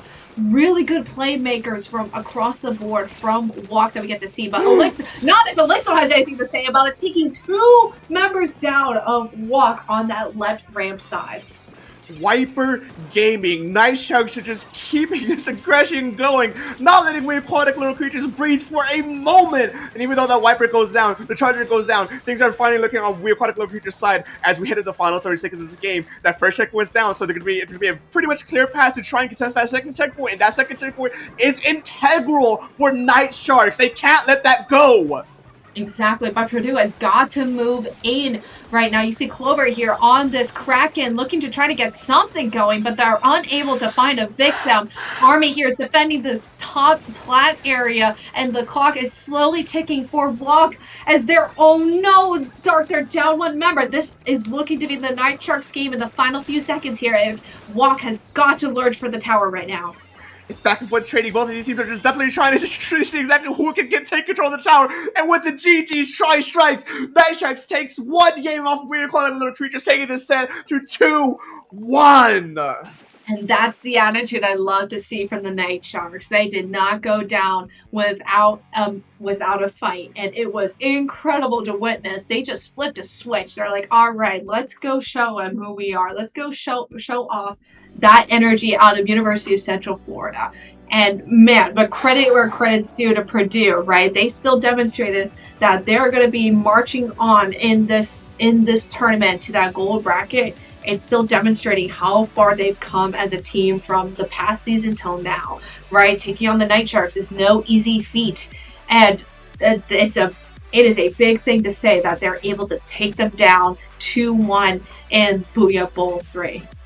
Oh, these teams have done phenomenally well. They've shown exactly why they placed where they did last season, Season 5. We Aquatic Little Creatures placing second place, while Night Sharks made playoffs in Division 1. These teams are nothing to be playing around with. They are very good, and I do not want to play against them in the slightest. I just congratulations for both these teams. We Aquatic Little Creatures making it onto gold bracket. You should be proud of Night Sharks. They're not going away to Silverback with a complete loss, with a 1 victory over We Aquatic to help their seeding on that bracket. Exactly. And man, Dark, what a great display of just pure competition that not only this game that we saw, but in the 2 previous sets that we casted, right? I think this just demonstrates of how strong the CCA league currently is right now with the repertoire of teams that we have representing the league and representing their universities, right? I think it's just incredible to see how committed and how competitive these teams are in showing off how well that they can play in this community. And it's, honest to God, it's just great to see, and I love it. I agree, MizuNo. I completely agree. These teams are showing exactly why they're the best of the best from the CCA and why they have such a history, such a just well-rounded performance in their seasons from new and old teams. And I cannot wait to see them in future seasons from veteran players as well as to any new bloods they might pick up in the new school year. These teams, CCA is always just a pleasure to watch and commentate and just be here because I'm always so glad to see exactly just the utter chaos that I could cast, just the absolute brain melting plays that get done. For sure, Dark. Well, folks, I think this is just about our time here. During the ad break here, we'll be sure to continue to show off the awesome remaining all-division players that have made their respective all-division teams this season. So continue to peruse through our little slideshow that we have presented during the ad break. At Dark, unfortunately, our time has come to a close. Where can the good folks find you? You can find me both at Twitter and Twitch at SPF underscore dark, where I repost a bunch of random nonsense. I stream from time to time when my schedule allows it. Also, you can catch me later tonight over at Splatoon Tourney casting a Ludi set in about like 4-ish hours. I don't know, time zones are weird. But MizuNo, where can they find you? Folks, you can find me both on Twitter and Twitch, MizuN_N0, but to coin DRF's phrase, you can most likely find me here on the CCA channels. So folks, that just about does it for our group stage. Be sure to not go anywhere because we have an exciting bracket playoff session ahead for you all. So don't go anywhere. We'll be right back with more Booyah Bowl 3 action here soon. Stay tuned.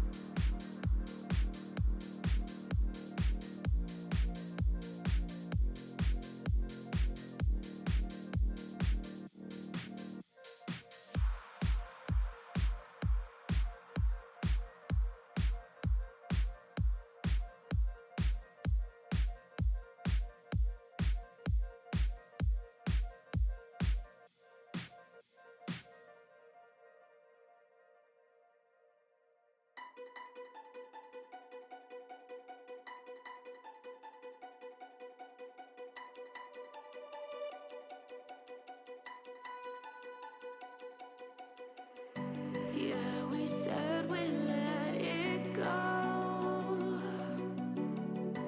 but we settled for the last. Couldn't let you want it though. Who am I to let you down?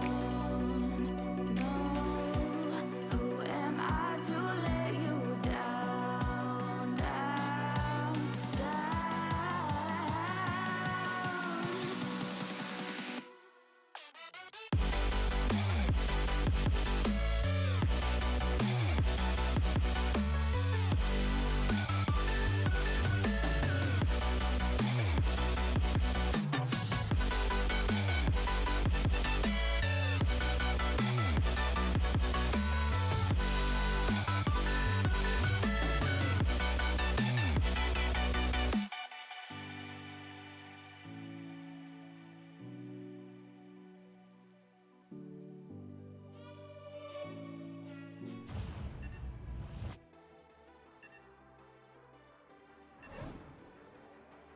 Welcome back, everybody, to the Booyah Bowl. I am DRF, joined by Nep2ne, and we are here in our gold bracket to bring you the epic conclusion of this wonderful invitational to celebrate all that has happened this academic year.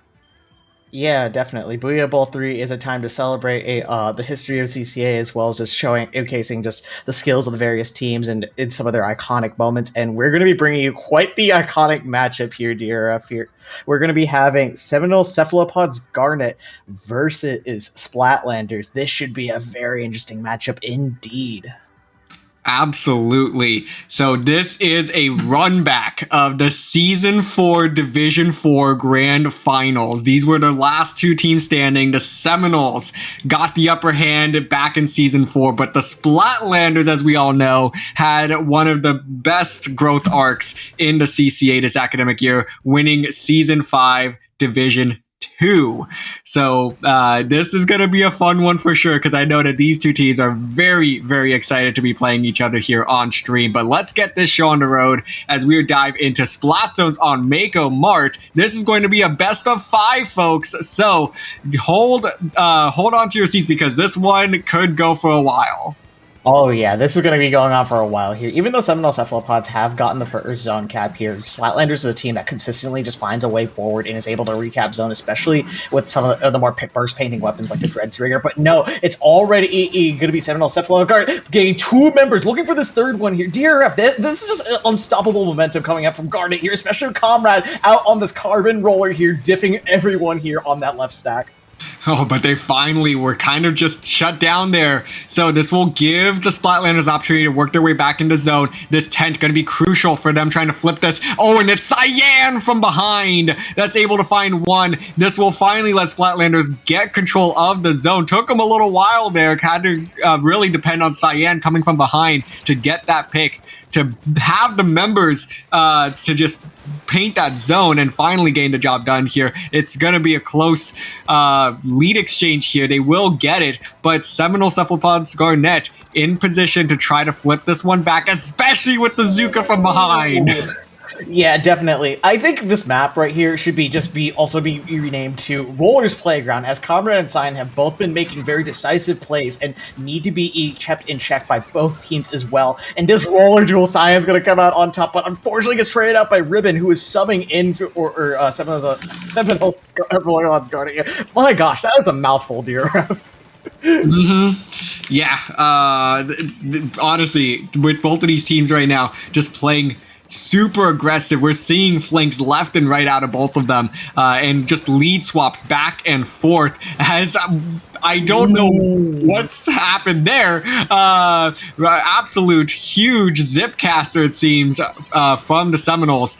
But Splatlanders will still force the zone flip, actually. And Cyan, I believe, finds 2. That might have been a 3rd, I think. So that's going to allow Splatlanders another chance at the zone here. But the Zuka is able to find 2. It is an absolute ink bath here, Nep2ne. Wild play out of both these teams. Ink bath indeed. Couldn't have said it better myself. It's just Zuka for Zuka, pick for pick. These teams are going back and forth, flipping this one back here as the notable members of Garnet go down and get the wipeout. Oh man, that was with the Reef Slider from that Dreadringer, right?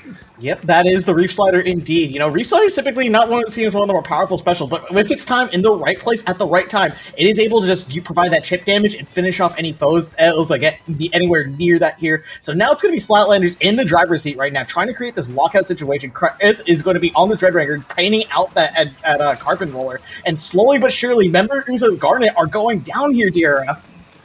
They are. Oh, this is gonna be a close one now for the Seminoles. We do see the Zipcaster coming in from PK, and they're not able to find any value, but oh, the heavy edit goes down, the shot goes down. This might be it. CJ doing everything they can on their own, but it will be Splatlanders that win a thrilling game number 1 here. Oh, thrilling game number 1. Understatement of the year, DRF. Both these teams are just going back and forth, and I love these interactions a bit. And both these rollers did a fantastic job playing to the strengths of their weapons here, swinging the match into their team's favors here. It just took Splatlanders that one wipeout, that one setup there, that just essentially put Garnet on the back foot and just unable to find a response to get back to the zone and just leading Splatlanders to knock out there. Yeah, very well done there. I mean, it was really interesting to kind of see the dynamic between these two teams going in as they were just constantly flanking each other, trying to get behind, using the specials from behind. I mean, we saw Cyan come up with a couple of big picks with that roller, and then the Zuka from the Seminoles on that stack from behind again. Like, it was just constant doubles that really were flipping the tide of this game at every turn. So, but ultimately, Splatlanders finally were able to get the picks that they needed to initiate a sort of lockout there. It wasn't, I think, a true lockout, but it was just enough to buy them some time and force the Seminoles into some risky plays that they were able to punish. Yeah, definitely. The next map coming up here is going to be Rainmaker Bantamburrito. But before then, I feel the need to just mention some stat lines here. DRF, I'm not the biggest stat person myself. However, the one thing I did take away from Season 5, if just from looking at the stats alone, is Splatlanders is undefeated on zones. So, once again, showing their dominance on the map mode there, it just is a great way to start off this set here and just get that initial momentum started here and put Garnet a bit on the back foot in terms of set count.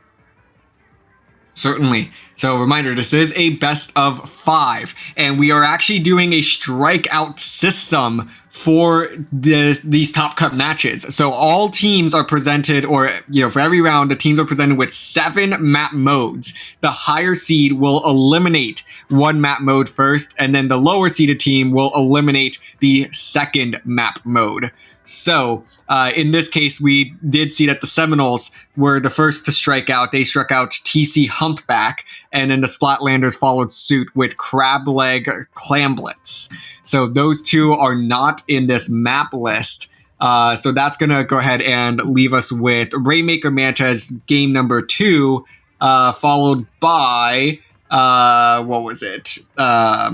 Clamblets on Scorch, Splat Zone's Robo Ramen, and Rainmaker Sturgeon. So that's going to be the map list here. So no tower control period in this entire set. Yeah, no tower control. Oh, this might be a bit of a blessing here for a Splatlanders comp here, because looking at the stats, I think their comps do struggle a bit more on tower control. I could be wrong, though. Don't quote me for any stats thing here. Otherwise, I think I may be committing stat fraud here. An absolute crime at the CCA. Crimes and rhymes. That's all I'm here about. And right now, this Rainmaker is going to be automatically contested, taking one member of Splatlanders, unfortunately going down to this pop right here. But I gotta give attention to Wanna Splat here on this 10 umbrella here, already taking a pick here, and it's going to be probably the one that's going to be leading into Rainmaker forward here, constantly having that shield soak up a lot of damage, as well as push the team forward here and playing around it, especially with the roller from Cyan. Absolutely, as this is going to be a huge Splatlanders push now that they have 2 down.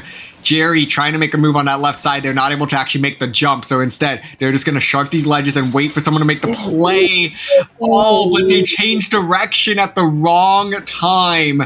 Just riding right into that octobrush that popped out of the left ledge. They thought that they might have been clear, but were not able to get much done. Splatlanders, somebody made a play from behind there, snuck through in the street, but very fortunately for the Seminoles, someone I clearly saw that was ready to take it on, as they only added 6 points to the board. Yeah, definitely. Amazing flank coming out from the Wiper on Garnet's side here. Flanks from Wiper, bread and butter. I love those combinations here, and you're not surprised to see it. And they are beautiful old gameplay situations that the Wiper is going to be able to create here. But unfortunately, not going to be able to get this checkpoint here, DRF. No, I thought for sure once they had those two down on the side of Splatlanders that they were going to be able to for sure clear the checkpoint, but they're going to be just short. And now it's going to be Cyan that runs through mid, trying to cause some havoc, able to find one, but not the second. And now it's just Wanna Splat, who's running away with this Rainmaker. Oh, they got so much further than I thought they would. But that works out perfectly for the Splatlanders, as that buys their teammates an opportunity to get back into position to defend this checkpoint once again. Yeah, definitely. And I do like Garnet's game plan right here, solely biding their time, putting the Rainmaker up right here, trying to get these picks secured. But you have to account for the roller coming up behind with these flanks right here, because if you pay too much attention to this roller right here, you're going to be distracted. You're not going to be able to push that Rainmaker forward. And if you don't account for them, the Rainmaker is going to go down to this roller, similar to what happened to CJ right there. Oh, a nice Rainmaker pop kill here from the Seminoles, as this now could be their opportunity to make a big play. They see the members on the left side, so they're going to go ahead and swing this one right. That's going to be an easy checkpoint for them. And now with an opportunity to add more points to the board and take the lead, and nobody in sight right now for Splatlanders to try to stop this, finally do so at 20 points remaining, lead change in favor of the Seminoles. My goodness, that was such a fantastic lead swap from Garnet. They're recognizing all the members of Splatlander are stacking up top right and just being able to run it all off to the opposite side of the map right there, allowing them to get all the way down to 20 here. Well, that might be the game-winning push here, but honestly, Splatlanders has had that bit of a clutch factor here, and I'm curious to see if they're going to be able to bring it back here, especially when Alex is going on this flank here, but no, unfortunately gets shut down by Chris on the heavy edit here, DRF.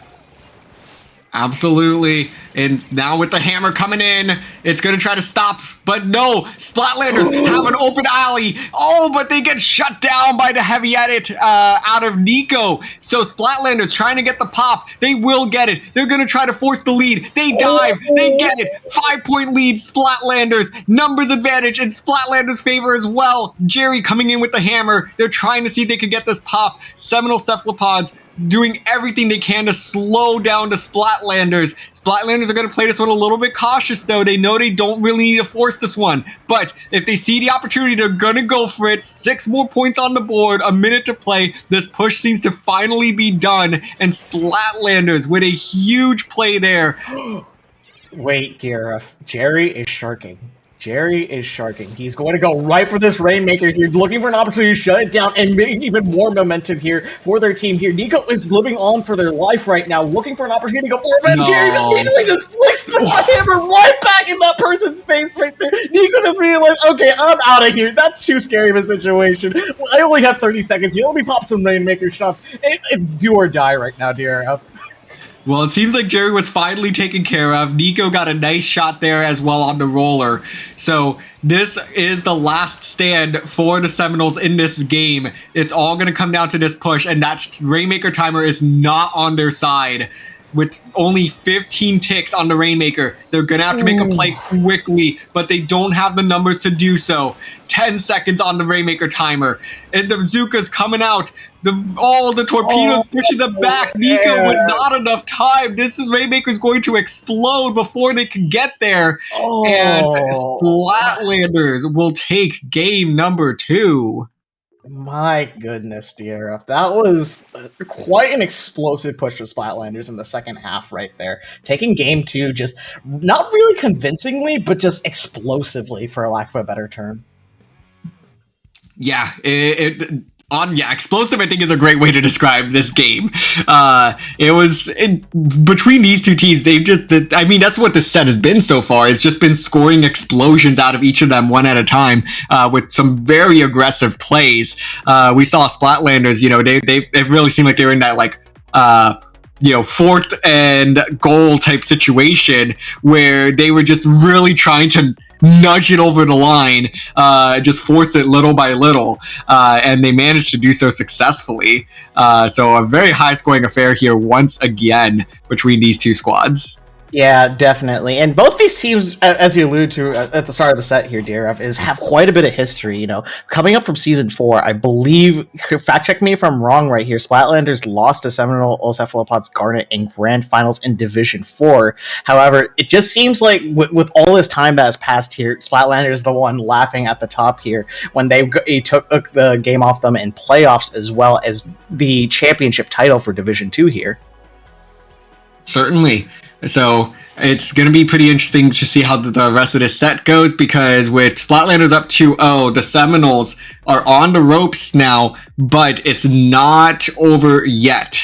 So there's still a couple of games that could be played. We're going to be starting it off with Clamblitz on Scorch Gorge.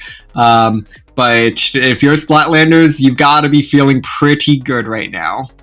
Yeah, definitely. Splatlanders does have the advantage with the set count here, but as I always say, a set's not over till it's over right now. We still have a potentially one more game left here, and Garnet's I think, gotten a bit more understanding about Splatlanders comp here, and I feel like it's more about understanding how Splatlanders wants to play, what pace they like to do, and what each of the members is going to pull off here. Because now we look back at what Jerry did here, for example, just sharking out and using the hammer right there to threaten the space and the Rainmaker as well. So it's just going to be a little bit more of an adaptation game as well as a mindset thing for Garnet to be able to stay in this and perhaps take it to Game 5. Well, these teams are starting to ready up here for some Clamblitz on Scorch Gorge. So it's going to be interesting to see if Garnet is continuing to make those adjustments, because I think that these games have been so close so far, and Garnet's just gotten a little bit better from Game 1 to Game 2. So hopefully they can continue that trend going into Game 3 and start to bring this set back a little bit, keep it interesting. I mean, the games are interesting. Now let's talk about making the entire set interesting.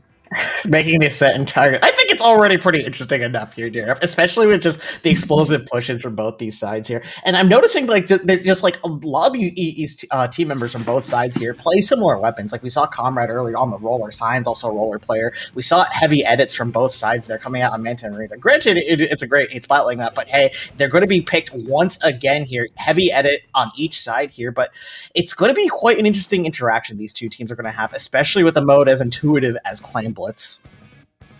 Certainly. Well, yeah, not too many adjustments here other than Jerry going from Wiper to Heavy Edit, which is quite the change. I don't think there's too many players out there that can really make that kind of adjustment here, but Jerry's going to be the one to do it. So really interested to see what's going to happen here. Yeah, it's going to be very interesting matchup against both these teams, because this Octobrush, it's generally seen as a poor matchup against the roller here. So Cyan generally has the advantage in most of these engagements that are going to be happening up here. But hey, it doesn't matter when your teammates are there to back you up in the right situations right now. But Splatlander is going to be the one making these team plays, taking control of mid here, looking for opportunities to build that power clam, get these picks here. A power clam is online. It already scored here, DRF. Oh, yeah. Nice score to open things up, but not really any follow-up, though. So this is going to just be a 1+1 push. So this is going to be Jerry that's trying to hold down the defensive line, able to get one pick, trying to find the Octobrush. Octobrush is going to opt to back out. So Jerry gets the job done defensively here to just force the members of the Seminole Cephalopods back, and now Cyan trying to make an aggressive move, but is going to get punished for that one. So with a minute and a half in, we already do have an early score, but it's only a 1+1, so really it's anybody's game still. Yeah, anyone's game, especially when these specials are coming out. Who we just saw Cooler, we saw Zipcaster get popped as well. Now it looks like Garnet is going to be either one on putting Splatlanders on the back foot here. Cyan is just desperately just trying to get out of the situation here. Oh, but a hammer from the heavens comes striking down to smite that roller out of the pit right there. DRF, this might be a good push here. Oh, but they threw the power clam a little early, and they are just short of the basket. Now going to be punished here as Splatlanders quickly on the offensive now, trying to make a move towards the basket, isolating the wiper, or sorry, the octobrush that was, but it is going to be a trade. If you're the Seminoles, though, you definitely take that, as you see Wanna Splat getting a little bit aggressive there as well, just overextending a little bit, and now Splatland is going to be forced to back up. No push this time around, but they can hold mid, and that's exactly what they're doing. Able to pick off one, but they were cool it up, so they're back in fast. PKCJ trying to jump up onto top mid, supporting their teammate, able to get that pick. Beautiful job. It's just an all-out team fight right now, Nep2ne. Yeah, definitely a team fight indeed, but hey, you and your Brella is not a team when a hammer is going to be rushing right through here. Nico's going to score this clam in here, and there's going to be quite a bit of follow-up here with the clams, swapping the lead here all the way over to Garnet here. CJ is going to hold on for dear life here, but wait, there's another power clam offline, and DRF, the lead is going to get all the way ticked down to 54 here. Yeah, I love that misdirection out of the Seminoles. They were able to use that wiper on the left-hand side, say, hey, I'm here, I'm ready to make a push towards the basket, and then that just allowed the second power clam to come in, get built up right before they reached the basket for the nice score. So what was going to be a one clam game is now a one power clam plus one clam game. So this is going to make things a little bit complicated for the Splatlanders. If they can get the power clam in, that will give them a nice boost, but they're going to need another 3 clams on top of it, and they might just be able to get that here if they can gather their clams and pass them around fast enough. But the economy not in their favor right now. Not enough clams to get the Powerball up, and they're just not going to get this push off. Yeah, that's really unfortunate here because you saw a full-scale wipeout, and generally when that happens, right, the team's generally going to be in position and getting ready to score as well. It just felt like the specials were popped a little bit too early there on Splatlander's side here, getting really hungry to score any clams and just keep the members of Garnet down. But hey, they bide their time and slowly are going to be able to make them push up here. But no, multiple members of Garnet are going to go down here, but it's just a matter of getting that power clam together. They're passing around clams right here, looking for doing it. Wanna Splat's going to trade their life to be able to open this basket here. Chris popping these trip strikes here, looking for an opportunity to go in here. One more clam to swap the lead. There it is. Chris scores in a little bit more. It is a bloodbath here, and Garnet members are starting to stagger here, DRF. Oh, and the power clams coming in, and they score it huge for the Splatlanders as they are trying to put this set away. They get a friendly spawn there as well, bringing it down to 21. They might have enough here to end this game and not even give the Seminoles an opportunity to with the last power clam. They're praying this basket closes up in time. It will! The Seminoles will get one more shot at this. They have the numbers advantage. And now Alex is somehow actually able to sneak all the way into underneath the basket, but is shut down by Cyan. And this one is slowly getting out of reach for the Seminoles. And Splatlanders will win this set 3-0 to none.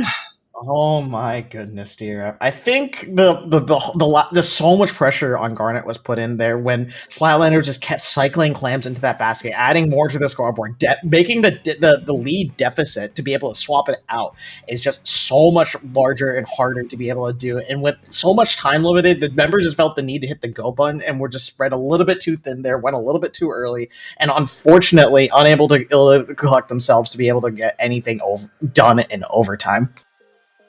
Yeah, it was still a really good set because every single game was so close. It's just that Splatlanders, they really just pulled it out of thin air each and every time. Like, they were on the back foot in every single game. They were losing going into the second half of the game. Every single game. And they just clutched up. That's really all it came down to. They just have that clutch gene. The Splatlanders have really kind of developed that as a team. And it was just wonderful execution in the final 2.5 minutes of every single game. Yeah, definitely. It is that was just quite the set there indeed, and just how quickly those clams got cycled out, definitely. It's just been a little bit of a uphill battle, for a lack of a better term, just slowly but surely getting a nice lead, thinking it's going to be fine here, but then Splatlanders gets this one explosive push here that makes the lead deficit even harder and putting so much pressure, and it's just very difficult to come back from DRF. Agreed. But hey, that's that set though. Splatlanders 3-0. It was much closer than the score will indicate. But the Splatlanders will win this revenge match against the Seminole Cephalopods Garnet, saying, hey, maybe we should have won that Div 4 finals. But hey, both teams are absolutely wonderful and each have a division title under their belt from this academic year. So it's just the Splatlanders now having the slight edge over the Seminole Cephalopods Garnet. But before we go ahead and start to look towards this next round, we've said that Booyah Bowl is a celebration of everything that's happened in the CCA this year. So I do want to quickly give a shout out to the Splatlanders seniors. We do have 2 seniors out of Splatlanders.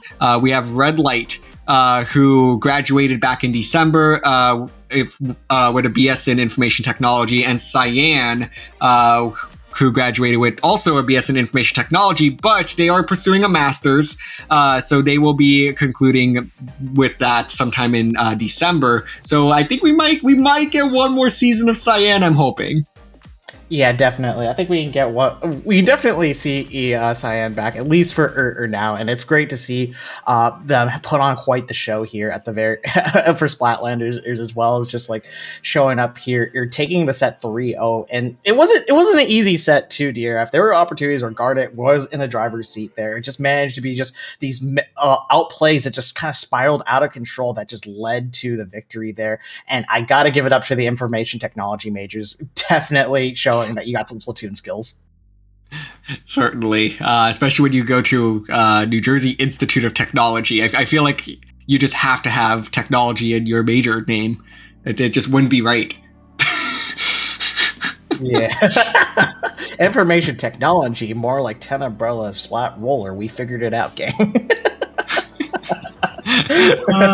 Well, we will see the Splatlanders in the next round playing against the VCU Big Fat Sea Cows. So they're going to be repping Div 2 through the rest of this as we await the last match in round 1, which is UCSD Esports Gold, who is currently up 2-1 over We Aquatic Little Creatures.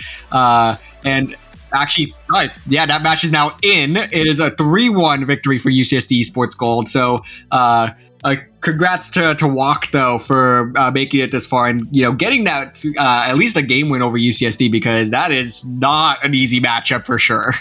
Yeah, for sure. It's going to be just like very difficult for any Division 2 teams just to be able to stack up against a Division 1 team. But hey, at least this gives them an opportunity to just look at and see like how much further you can potentially grow if you continue playing along in the scene, as well as just see like, hey, the College Splatoon scene is quite diverse with its players and the teams that are participating in it. But hey, DRF, we can't sit here forever. I do think we do need to get going soon. Yes, so let's go ahead and we'll take a very brief break in order to get this next matchup underway, and it will be a good one. Get ready for some Red Emberz versus UCSD Esports Gold in the Booyah Bowl semifinals.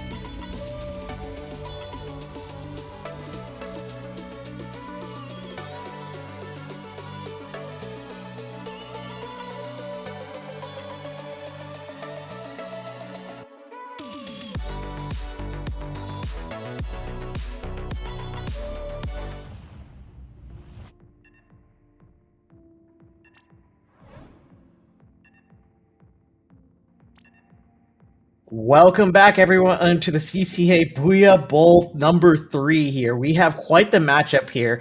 Quite a familiar one if you watched Division 1 Grand Finals here, as we have UCSD Esports Gold from the University of California, San Diego versus Red Emberz from Illinois State University. My name is Nep2ne, and I'm not alone. It is I, DRF, to bring you this thrilling semifinals matchup. Once we saw this as a potential collision course, we basically all said, book it. That's the match that is going to be on stream, because if we could get the run back of Division 1 Grand Finals, that would be awesome. But hey, Walk definitely gave UCSD a scare, and UCSD just has definitely struggled a little bit today. So it's going to be interesting to see how these teams fare against each other, because Red Emberz has been dominant all day long, and UCSD just hasn't quite been the Div 1 champs that we've known them to be so far today. But whenever given a chance to face Red Emberz, they always kick it up a notch. Yeah, kicking it up a notch right here, indeed. You know, it's the defending champs going up against their rivals in question here. And we're going back to, I guess, one of my favorite maps to watch Red Emberz on, Rainmaker Humpback DRF. I'm curious to see if they will go for that left checkpoint. Oh gosh, yeah, I totally forgot about that. Yeah, I don't think Red Emberz will go left. If they do, I don't know. I know exactly. They're actually throwing it. They decide to go left again. I know exactly what I'm doing if they do go left here, and I will save it for later if it does happen here. You know what? But hey, you know what? This is just amazing for Red Emberz here. Learning not to go left, they're going right instead here, going for that checkpoint already. A lot of momentum on the side as multiple members of UCSD Esports Gold are down and out right now. They're on their respawns here. The Rainmaker is going to pop here, and they're likely going to be able to run it for quite a number of points here. Cliff picking up that Rainmaker, known for playing the Tri-Slosher before, is now playing the Heavy Edit, I believe, now? I think so. So a pretty interesting set of compositions here. Definitely was, not quite expecting that choice out of them for this game. But I guess they just want to play something that's a little bit faster pace, something that's going to help them just move quickly. So that's going to be sort of what the game plan is for Red Emberz.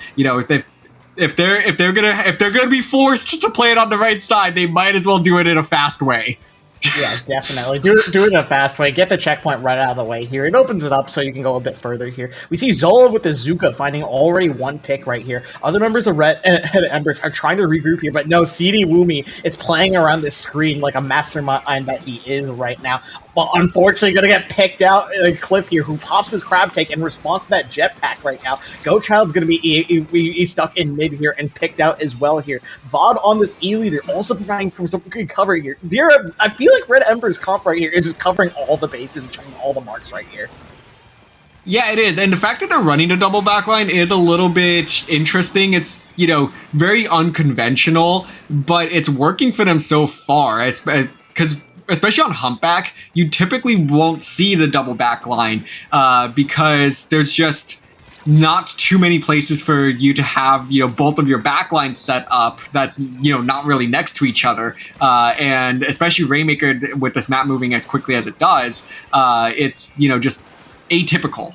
But they're doing very well with it so far. Constantly, you always see either the E-leader or that Heavy Edit up.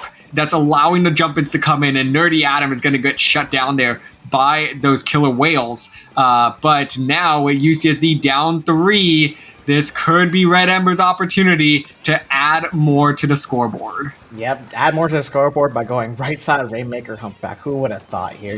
Just constantly being able to move. They're never living it down. I am never going to let this one down here, okay? That was the one key to victory they had, and they just did not know as I had to follow it here. But they seem to have grown, they've matured, they're graduating college students, and they realize the right side of Rainmaker Humpback is the way to go here. And right now, wait! Put it back! Bad Red Emberz, don't do it. Okay, everything I just said right now, I'm taking it all back to here. Right back to the bank. Going back in the account right here. UCSD Esports Gold is going to take it to the right side of the map here. Goatchild on this Rainmaker, looking it over. This is a clean checkpoint for them, DRF. Oh no, they're actually gonna lose this right here. They're gonna lose the lead. If the Kraken is gonna get put. No, wait, they actually grabbed it. Oh my god. Vaughn is going in for the hero play, stalling it just a little bit longer here, but no, the Rainmaker's gonna push right side. Enda's gonna just run this here with the tri-strikes here of knockout here, DRF. I am speechless. We are in physical pain, right? Like we were like, yeah, like Red Emberz, they got this. Like they're doing so well, you know. But the intrusive thoughts that came in.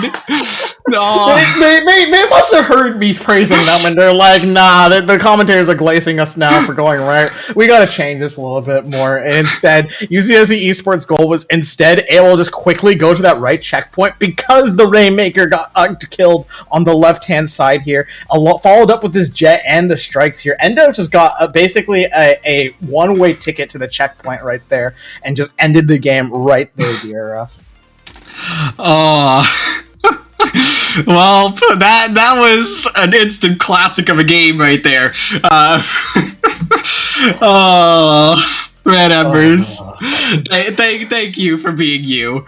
But we will go ahead and we'll still sing some praises about them because we do have a couple of all Div 1 players here that are on Red Emberz. Honestly, just this entire lobby, because we have Corona Beer, who has made the all Div 1 team, just always with that ink brush zipping in and out, and really the special contribution is I think where they actually contributed most. As you can see from their stats here, they were just on top of it with their special output all season long. Yeah, definitely. The ink brush is generally a very popular pick, especially at the higher levels of CCA Div 1 here. You see multiple players rocking it, but Corona Beer is going to be the one running it home with that ink brush here, taking the all-div spot here for one of our all-division players here, DRF. Yes, and of course, the other all Div 1 player here that we have is CD Woomy, who will be graduated, or who has graduated, I should say, a couple of weeks ago. So this is their last run at it with the UCSD Esports Gold team. So CD Woomy was an all Div, an all CCA second team player back in season 2, and now is on the all Div 1 team here in season 5. A fantastic way to conclude their collegiate career. But hey, they still want a Booyah Bowl championship to cap it off, and that's what they are striving for. So. Yeah.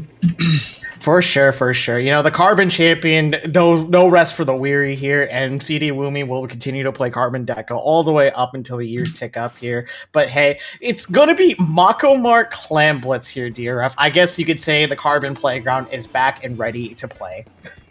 In a way, I'm kind of surprised that Red Emberz did not strike this one out, because we know what CD Woomy is capable of on this map mode. Able to find one early, almost got the second, and not able to do so. They're going to go ahead and back up Clam Economy in favor of UCSD early on, but it looks like there might have been someone coming from behind there for Red Emberz. I think it was Corona Beer, but they're going to get the trade out. So it's a neutral game early on, but UCSD with a slight favor just based on that Clam Economy.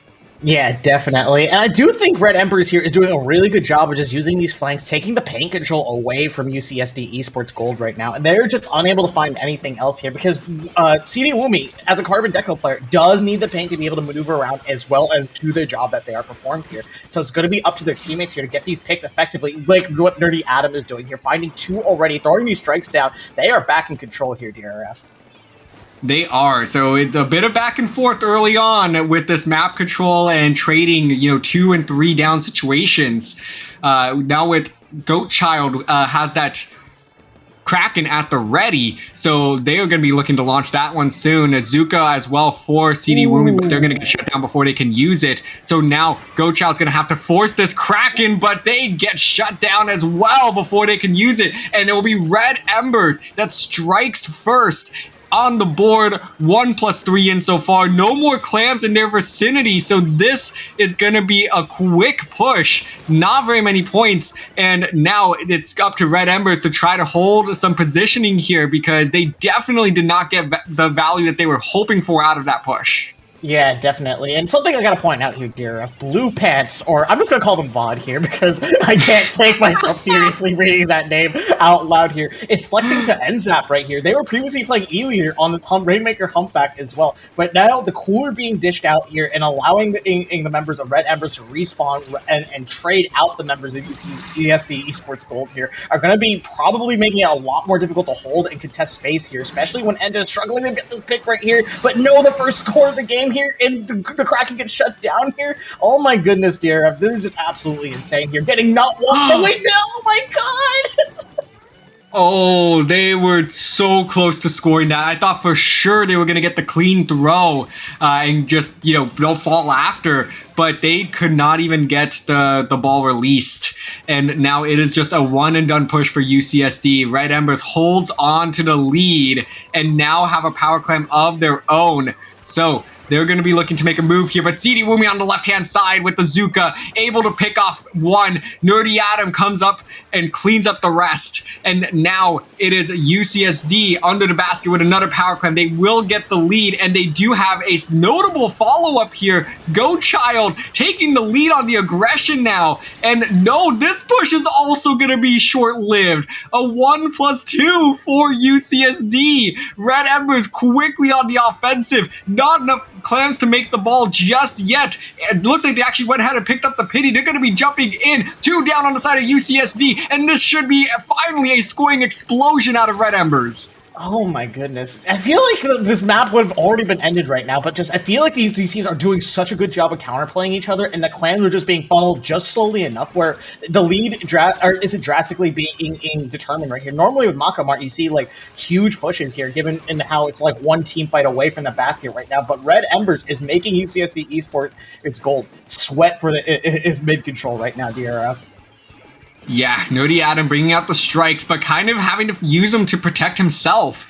And that's not really going to help them get much value or hold the defensive front, as Red Emberz does have that another power clam that does get shut down, but they had it ready there, ready to strike. 14 clams to Red Emberz' name, now making 19. Here's the score. Let's see if they missed! They missed! Corona Beer ends up dropping as well. They decided to just go for a separate power clam. And it's going to be Blue Pants that tries to come up underneath. Not able to get that power clam in time, but they will pile in another 5 clams on top of it, bringing their score to 19 points remaining. They should get these next 3 in as well. No, it's only going to be 1, and that's an effective wipe for Red Emberz. 10 seconds remaining in regulation. UCSD Esports Gold with 1 more opportunity and a lot of clams to make it happen. A lot of clams, understatement of the year. There's nearly 3 power clams up online soon. And it's just a matter of getting to that basket right now. You got that pick here in mid here. You just need to make it to that basket right now. And slowly doing it. But the crab tank, as well as the pressure coming out from other main weapons as well, is going to be able to do it. But Enda is going to be able to make a dive for it, but unfortunately goes down. GoChild is forced to Kraken here. And when you are Kraken, you unfortunately cannot carry any power clams here. So that's going to be game number 2 going to Red Emberz pretty convincingly, DRF.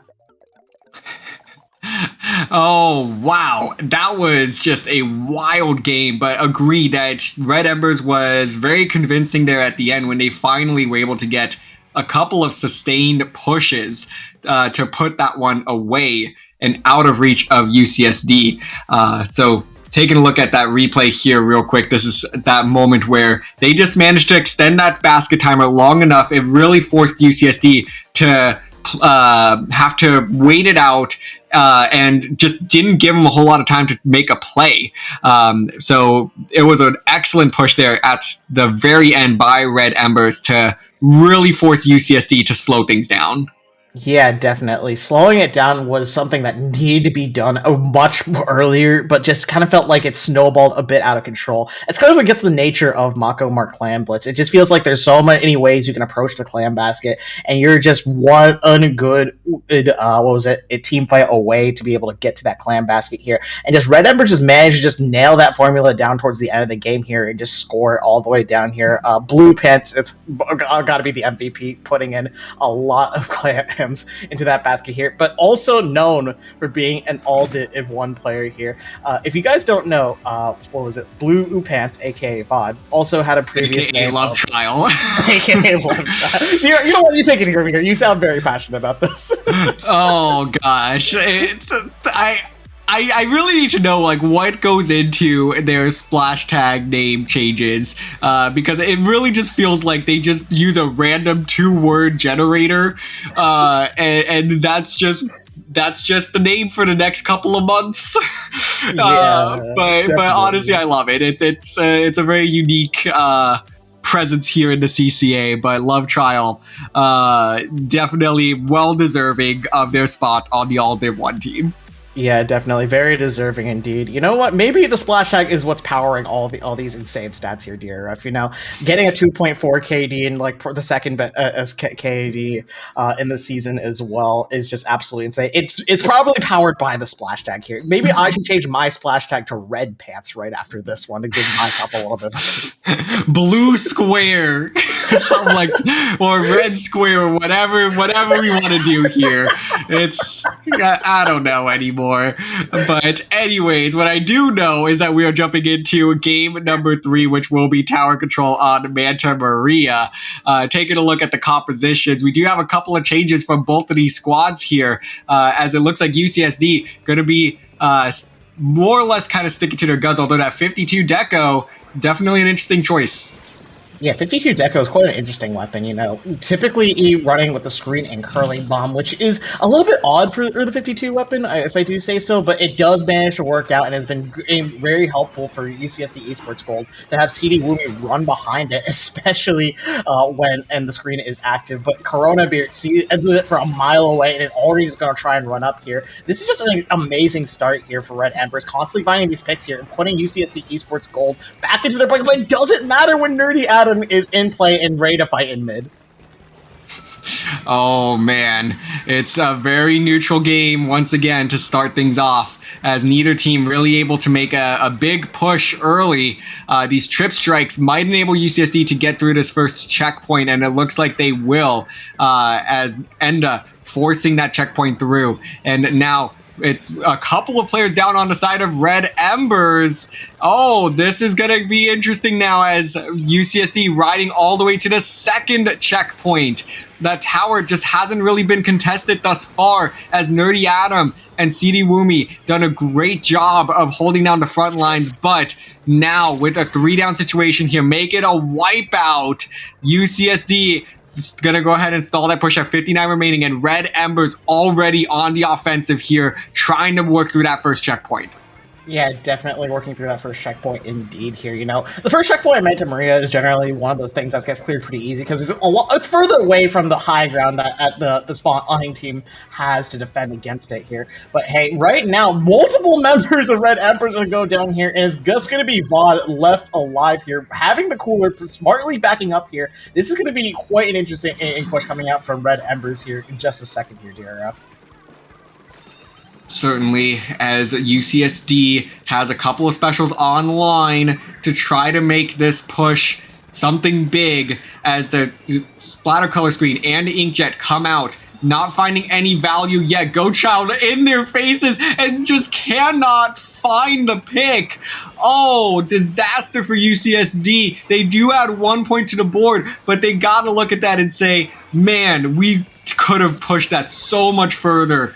But nonetheless, 1 point is 1 point, and that could be a difference maker. Red Emberz, though, ready to respond here. Yeah, definitely. The response is the cooler, and the Kraken is online right now, but it doesn't matter when multiple members are going down here. The cooler respawn air is going to be nice here, but you need to be able to hold down space to get the most effect out of cooler. Otherwise, your team's just going to be running back from spawn and barely having any contributions to be able to get to the middle of the map here. And this is exactly what Esports Gold is great at doing here. Contesting the space, making Red Emberz fight for it, and if they stay in a certain area, they will be pushed out of it and killed if they continue to remain there, which is fantastic to see here when Goatchild is popping this jet here and just sustaining the entirety of mid when the jetpack is so effective against the crab here. They just trade out there, DRF. Yeah, okay, they definitely came up big there. It was a bit of a questionable first inkjet we saw to Goatchild earlier, but that second inkjet was huge to stop Red Emberz in their tracks. And now UCSD, once again, grabbing control of this tower, a minute 20 to play, and neither of these teams have broken through that second checkpoint, let alone really started working on the second checkpoint. Honestly, I think this game's going to come down to who can clear that second checkpoint, because I really only think at this stage, one team is going to be able to do it. Yeah, definitely. I did see Zolo use that Kraken there, and Kraken could have been used to help clear that checkpoint here, but instead, Cliff is going to just substitute that with the Crab here. The lead is getting ready to be swapped right here, but barely gets knocked out, but the lead is taken here, DRF. Oh, a huge play by Red Emberz with 45 seconds on the clock. They're trying to keep this tower in an aggressive position, but Goatchild, another inkjet coming out. This has kind of been a focal point for UCSD in this game so far. If the inkjet hits, it comes up big, but if it doesn't, it allows Red Emberz to build a pathway to add more points to the board, and with that inkjet coming up short, it looks like Red Emberz is going to take advantage. Yeah, definitely. The screen being popped there at the very end. One last-ditch effort needs to be made for this tower here to be a swap the lead, but Red Emberz is just all up in Esports faces right now. The strikes have to be dished out here. The Kraken is online, DRF. It's just one Kraken away to hitting that tower can definitely end the game here, but as long as it gets shut down, like right now, they're still in this, DRF! Oh, a huge pick. The Crab is shut down as well. That's 3 down. It's just Blue Pants that's trying to get the tower here. They took out Goatchild. The Zuka out. Wait! Oh, wait. No, on the tower. It's a dive. They took the lead. UCSD survives game 3. Oh my god, DRF. I when I saw the second Zuka shot miss, I'm like, no way. Someone named Blue Pants is just going to get a quad on the tower and take it all the way back there. That is absolutely insane. The last half of that game there, Zolo going down with the Kraken there just enable UCSD Esports Gold to just stay on the tower here long enough in which the rest of the Red Emberz panicked, frankly, for lack of a better term here, and they just did everything in their power to just get control of the tower. But you guys appreciate the effort coming out from Blue Pants here, DRF, just getting all many members down and just playing it all the way to the end here, to the very end here. But unfortunately, not going to be able to take that game away from UCSD Esports Gold. That was wild. Like, the jump came in time. I do think that Blue Pants here, after getting that pick, they probably could have forced their way on the tower to end it, but they decided to just play it a little bit more cautious. You know, their team wasn't in, those trip strikes were coming out. I think if they really wanted to, if they could just, if it would have been a matter of frames, but I think they might have been able to get on that tower in time. And that jump came in at the perfect time as well, but it was a perfectly placed bomb by, I think, Nerdy Adam to prevent the jump in from having any sort of effect and allowing them to, you know, get that extra point, push it right over the edge to give them the lead. Yeah, that was definitely Nerdy Adam's bomb there, coming in clutch at the very end right there. I just felt like it was just a situation where, like, man, we were so close, yet so far at the same time here. I think it's just a matter of just panicking at that very last minute that caused UCSD Esports Gold to act on that panic and just push the tower and just take the lead just like that, DRF. Wow. For those of you that are just joining us right now, you are in for a phenomenal set right now between the top two teams in Season 5 Division 1. Red Emberz taking on UCSD Esports Gold in the Booyah Bowl semifinals as UCSD dropped their game in the Swiss stage. These two teams meeting up maybe a little earlier than they were both hoping for. But it is a phenomenal set thus far. UCSD is up 2-1, and we are diving on into game number 4, which will be Flounder Zones, a map that has not appeared since season 4, but we brought back for this special occasion. Yeah, you know what? And season 4, we're reminiscing on the memories here of Booyah Bowl 3. You know, it's a celebration with all the most iconic CCA teams, and maps are included in this invitation as well here. You know, bringing it back to Flounder or Heights, the Splat Zones map that is oh so controversial and loved here for both carbon rollers as well as Tri-Soldier players all the way out there. Yeah, honestly, very fond memories of this one, especially Red Emberz versus PSU Blue in those Division 1 semifinals. Frosty and I had said that this would have been an easy one for PSU to win, but Red Emberz really gave PSU a run for their money in this particular map mode. So we're going to be curious to see how this one shakes out, because Red Emberz, they're going to have to channel some of that PSU match energy to take this one home. Yeah, definitely. PSU match energy. I love the way you worded that one, dear. It's definitely the embodiment of this map right here. Just holding one side of Flounder is going to be quite the task here, as you can be attacked from numerous different angles. The flanks, the ability for anywhere the carbon can just appear from nowhere is definitely going to be something that Red Emberz has to watch out for. But no, it's going to be slowly a back and forth here. Nerdy Adam going to push the Red Emberz all the way to the other side of their zone, and the cap is here. We are in for a long haul, DRF.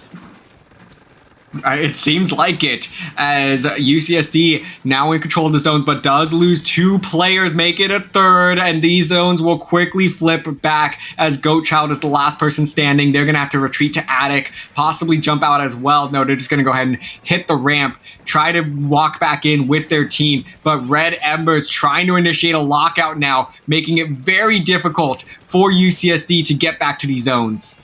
Yeah, definitely. It is quite literally an uphill battle, climbing up this hill, moving up here. The jetpack is going to be popped right here. Zolo is going to be trying to hold this top right here. Kraken's almost online here. I imagine it's going to be panic pop soon, but no, getting shut down at the very last minute. That's a huge pick for UCSD.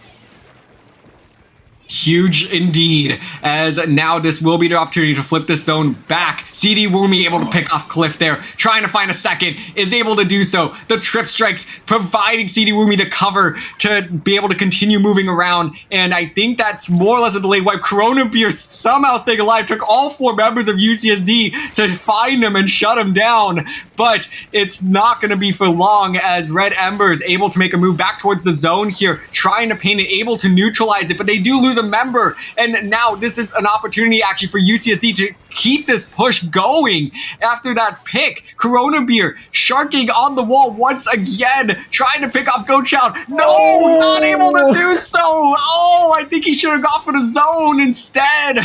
Oh my goodness, yeah, that is just ought to be one of the toughest situations as an Inkbrush player right there, you know, knowing you have one of, if not the shortest ranges in the game, and then seeing a jetpack just barely come out of your reach right there, that's got to be very disheartening, especially when UCSD Esports Gold is picking down these points here. 20 points remain here. Red Emberz has to do something to be able to recap at least one of these zones here to stall the time here. There's still a little bit of time here for anything that happen right now, especially when this is a map like Flounder's zones here, DRF.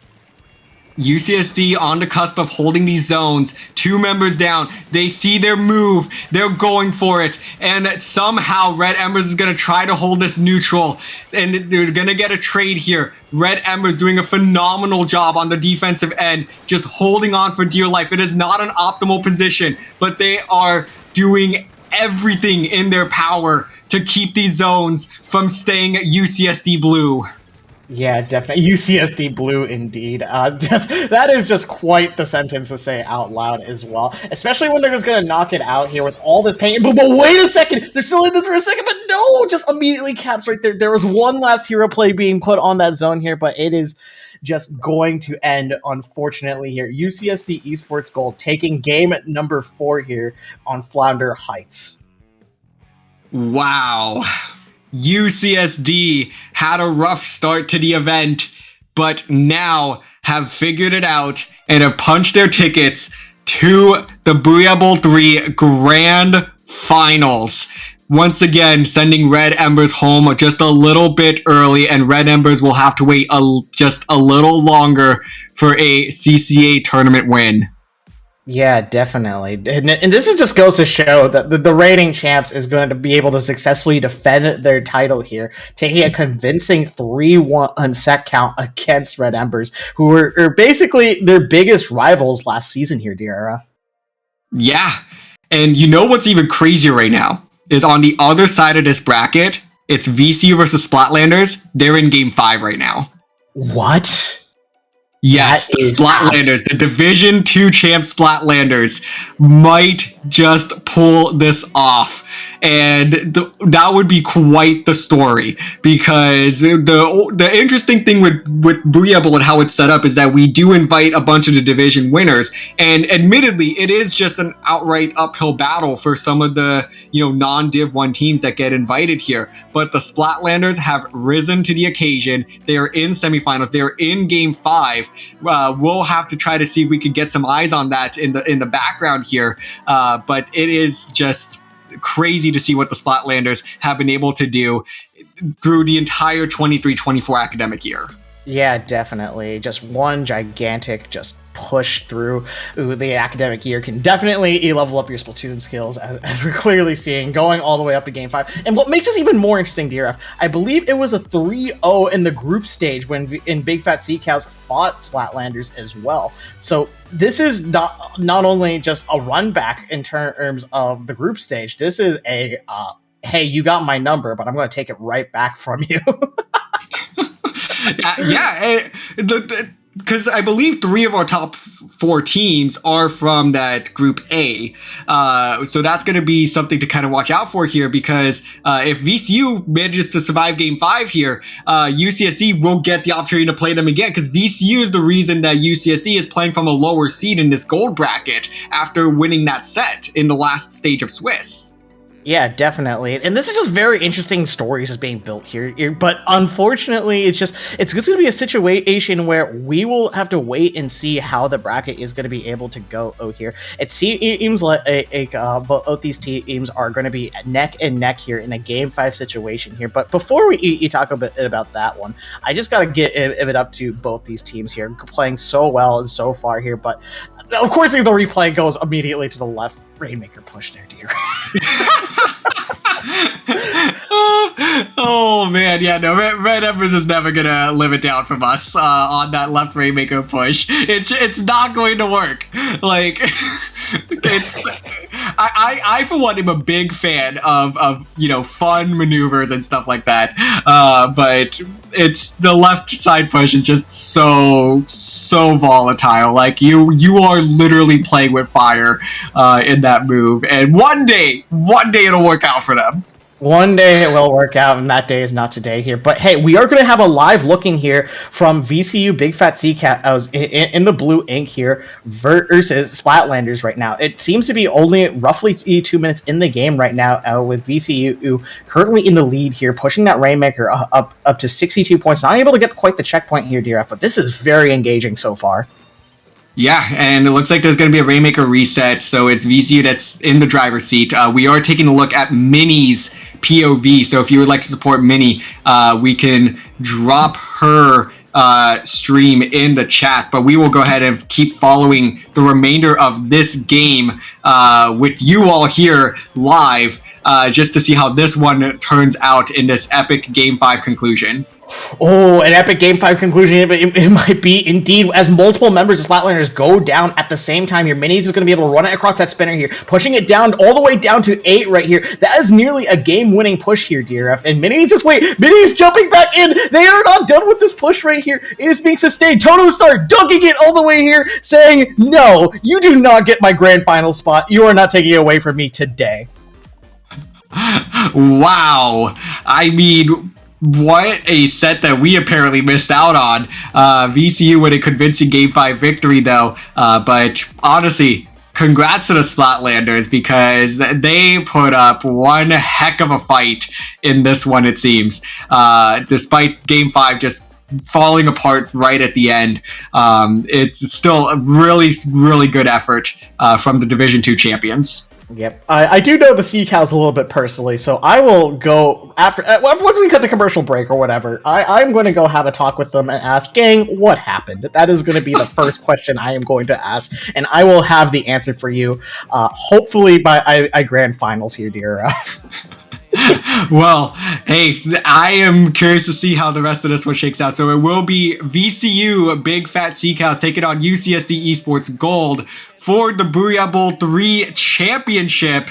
Neither team has won a Booyah Bowl in the past. VCU has not won a CCA tournament before. So this should be a thrilling conclusion between the top two squads of this event. Yeah, definitely. We do have quite an interesting matchup coming up here. We're going to have UCSD Esports Gold versus VCU Big Fat Sea Cows here. And just for a little bit of history here, VCU Big Fat Sea Cows has never taken a set off of UCSD Esports Gold in the entirety of CCA season until recently with NSE, the NSE collaboration. Is that right, DRF? I want to agree with you. I believe the NSC event was the first time that VCU did get a set win, and it's clear that they're thriving in these shorter set formats. These BO3s that we've been seeing, they've taken UCSD. They've beaten UCSD the last two times in BO3s. But now with a BO5, we're now in a bit of a weird in between where UCSD tends to thrive on these longer sets, but VCU likes the shorter sets. So it's anybody's game because neither of these teams, I think, have played in a BO5 before. So this will probably set a precedent. A precedent indeed, and we'll just have to wait and find out here. Stick around, folks, right? We are going to have the most insane grand finals of two Division 1 teams, the defending champions of UCSD Esports Gold, going up against another top dog in Division 1 with VCU Big Fat Sea Cows.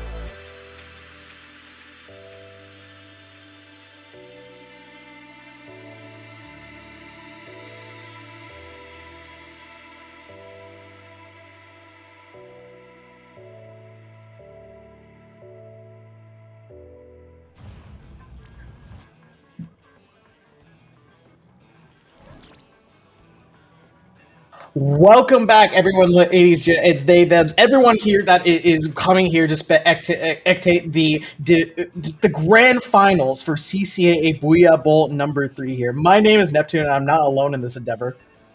I am DRF, and we are excited to bring you the epic conclusion of our 3rd annual Booyah Bowl.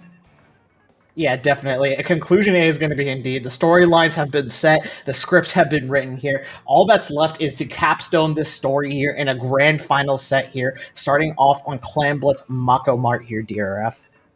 Yes, so taking a look at a bit of this map list for these two teams, it seems like that VCU has struck out TC Humpback, and UCSD struck out TC Sturgeon. So neither team wants to play tower control. So we will have a tower control-less final set here.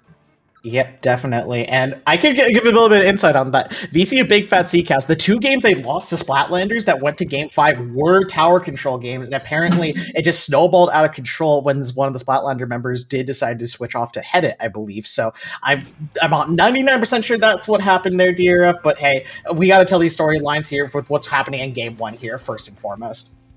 Yes, so let's see who is going to set the tone early, as this is a rematch from our group Swiss stage, where VCU did beat UCSD Esports Gold, and now they are looking to do it again. These two teams did scrim each other as practice before this event, and it is only fitting that they end the event facing each other for the championship. Oh yeah, this is poetry in motion here, DRF. Just these teams have played so well. They played out of their mind here, and they are ready to rock and roll here for grand finals in Booyah Bowl 3. I'm just almost speechless, and we hardly even started here, DRF. Yeah, it is a scrappy beginning here, as we will get some Clamblitz Mako Mart. UCSD did lose this map mode earlier in that set versus Red Emberz, so now looking to kind of redeem themselves here. But it is going to be Big Fat Sea Cows who strike first with that first power clam and a 3 down, but not very many clams to follow up right now. But finally picking some up, trying to just very slowly keep this basket open and add points to the board. Yeah, definitely. This is typically what you expect on Mako Mart. You know, the clams are a little bit more spread out, but they're able to be picked up relatively easy and deposited straight into the clam basket here. And now it's going to be Esports Gold's turn to be able to turn or flip the script here, take control of the map here, and look for an opportunity to score on the clam basket. They do have clams to work with. They do have the numbers to work with. UCSD slowly trying to move in, using that range. Goat Child takes out Fox. This double back line is going to just continue to be a menace, though, for UCSD to have to deal with. They told me leading into the set, we really dislike this pencil heavy edit combination. It's preventing us from taking the space that we want to take. But so far in this push, it seems like they've figured out some form of response, although the Kraken just cannot find value. So UCSD does get the push off here. It's not going to be enough for them to get the lead, as CD Woomy, though, is in a very aggressive spot and it gets shut down. This push is over, but it is now a 12-point game.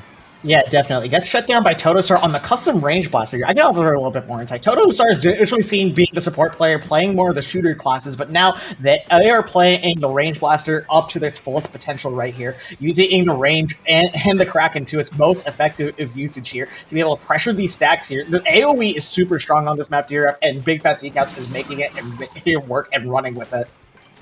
They are, and it's really just making UCSD have to scramble for every single push. And now it's going to be VCU once again breaking the barrier, able to put a bunch of points in the basket here. Go Child finding value with the Kraken this time, able to shut this one down, but not before a massive 27 points are added.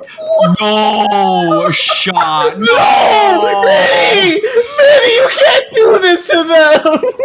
Oh, and that's exactly what UCSD was talking about. They just cannot get into the positions that they want to, because that Fox mini combination is just making it miserable to take any sort of key position.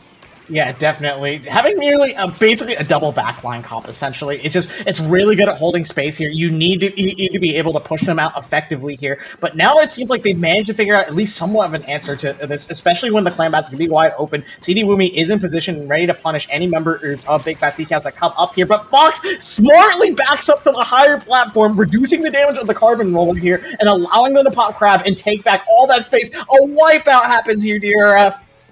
Now VCU looking to make another push. It's Lux that's going to get shut down, though. So this push going to come a lot slower than VCU, I think, had first anticipated. As CD Wumi is able to pick off one power clam. Second power clam is going to make a run to the basket. And I thought they scored it, but they missed. No way, Midi. Okay, if Midi somehow actually got in the basket to put that clam back in the basket, I would have screamed, because there was no way UCSD should have allowed that. Listen. As someone who regularly plays with Minnie, this is just the average things that she does. You know, the one thing that's holding her back is just a good night's sleep here. But I assume she got all the sleep that she needed here. She is online, ready to rock and roll here, and is ready to defend this clan basket along with their teammates here, shutting down any semblance that UCSD Esports goal is going to have here. It's just going to be GoTrout holding onto the clan here, having the Kraken here. 2 power clams are online here. We're about to enter overtime. We will get overtime. That is guaranteed at this point. And UCSD does have the clams to make the push, a game-winning push here, if they can just get them in. Go Child trying to get some space for their team. They get both power clams in. They need 2 clams. Ocean Opal with 1, not able to find it. Go Child rushing, trying to find another clam. They had 1. The second clam coming in from CD Wumi. Will it be in time? From long range! Downtown! CD Wumi snipes it with the clam to take the lead. UCSD clutches up once again.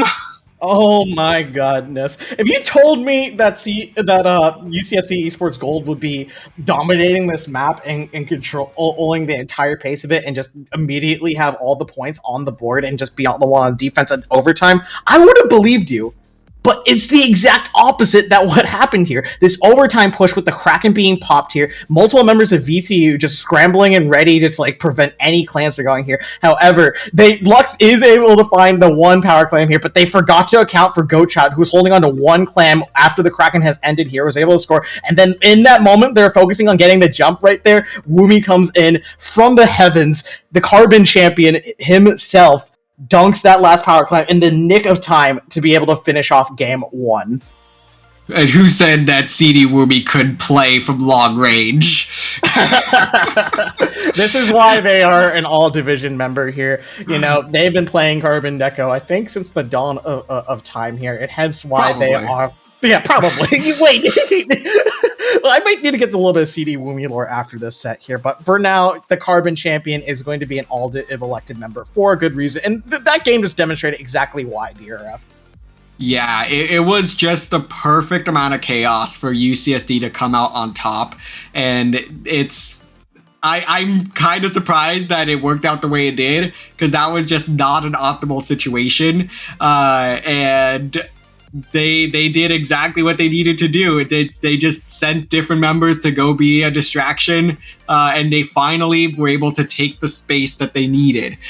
So it's proving that it's not going to be easy, but it is doable for UCSD, as they've pretty much said VCU's been a pain in our side.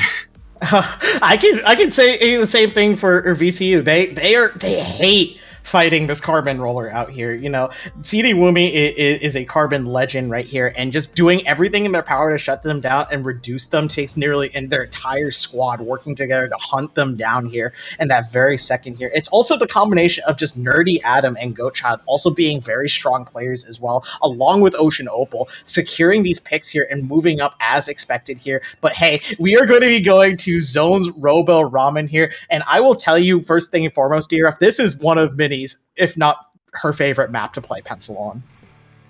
It's a good one for backlines. It really is. There's just a bunch of different options for backlines to kind of get set up. So I'm curious to see how this one is going to shake out, because as we've kind of said a couple of times now, this is a very backline heavy lobby that we have with Gochild, Fox, and Mini all wielding very long range weapons. So let's kind of see how this one shakes out, as both of these teams kind of just keeping things familiar. Not any drastic changes going into this one. Yeah, I'll give you the play-by-play here. Pop cooler, take another special here. This is how we take zone here. That's the SeaCal way. But generally speaking, they are going to be shut down here, but that doesn't matter, DRF. They are going to be back with cooler respawns here, and the specials are going to be able to be charged here. But Lux is unfortunately not coolered and is going to be forced out here and going to have to fight CD Woomy one-on-one there, DRF. Oh, and this is already starting to spiral out of control for VCU as CD Woomy went down to something. Not sure what, but that actually might be the ticket here for VCU to get back into the zone. Now that the aggression, the key aggressor, is gone, and they will flip the zone. Perfect timing for them. It's not going to be for long, but at the very least, they do slap on that massive 40-plus point penalty. Yeah, definitely. And that was quite interesting interaction with Fox's crab. And no, wait. Mini can do it, Gochild can do it too, okay? Yep. And both of them are fantastic in that position of, if we need to tap shot our way out, Gochild and Mini can do it. They can get the job done. So luckily for Fox, able to finally just collect themselves and just get their sights together. And now this zone is hotly contested. Zookas are out. Fox having to roll out of the way and able to survive it. It's going to be a trade here in the zone, and Big Fat Sea Cows holding on, trying to force the lead in their favor. They will get it, but these trip strikes are going to neutralize the zone, and this Kraken going to make it pretty difficult for Big Fat Sea Cows to continue holding on, but they're going to somehow pull it off. Oh, and a bomb kill and a beautiful bubble on zone right here. They think they're safe inside the bubble, but Woomy has something else to say here. Already in the spawn of VCU, just looking for an opportunity to just stay alive and be in presence, creating an off angle right here. But Woomy doesn't have much pain to move. All they can do is move around and get this Izuka online here. Hopefully to recap this zone here.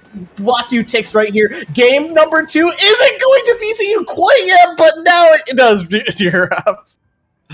Wow, that was quite the game, as we saw UCSD with a very strong opening there, but it just seemed like once CD Woomy fell, then VC was like, hey, if as long as we keep the carbon in check, which we're doing an okay job of here, then they just build up so much confidence, and they managed to storm that zone and just really hold on to it. There was a couple times we saw it go neutral, but they just gripped on. They were clawing onto that zone, because it went neutral probably 2 or 3 times before they got the KO. But they just said, hey, we're not going to let this one go. We will just force our way through if we have to. Yeah, everything got tossed onto the zone in a desperate attempt to fit. If you saw at the very end there, Lux turned around with the hammer and threw it onto the zone for a last-ditch effort to cap it. And I think that was just a little bit, along with Toto Star and Mini,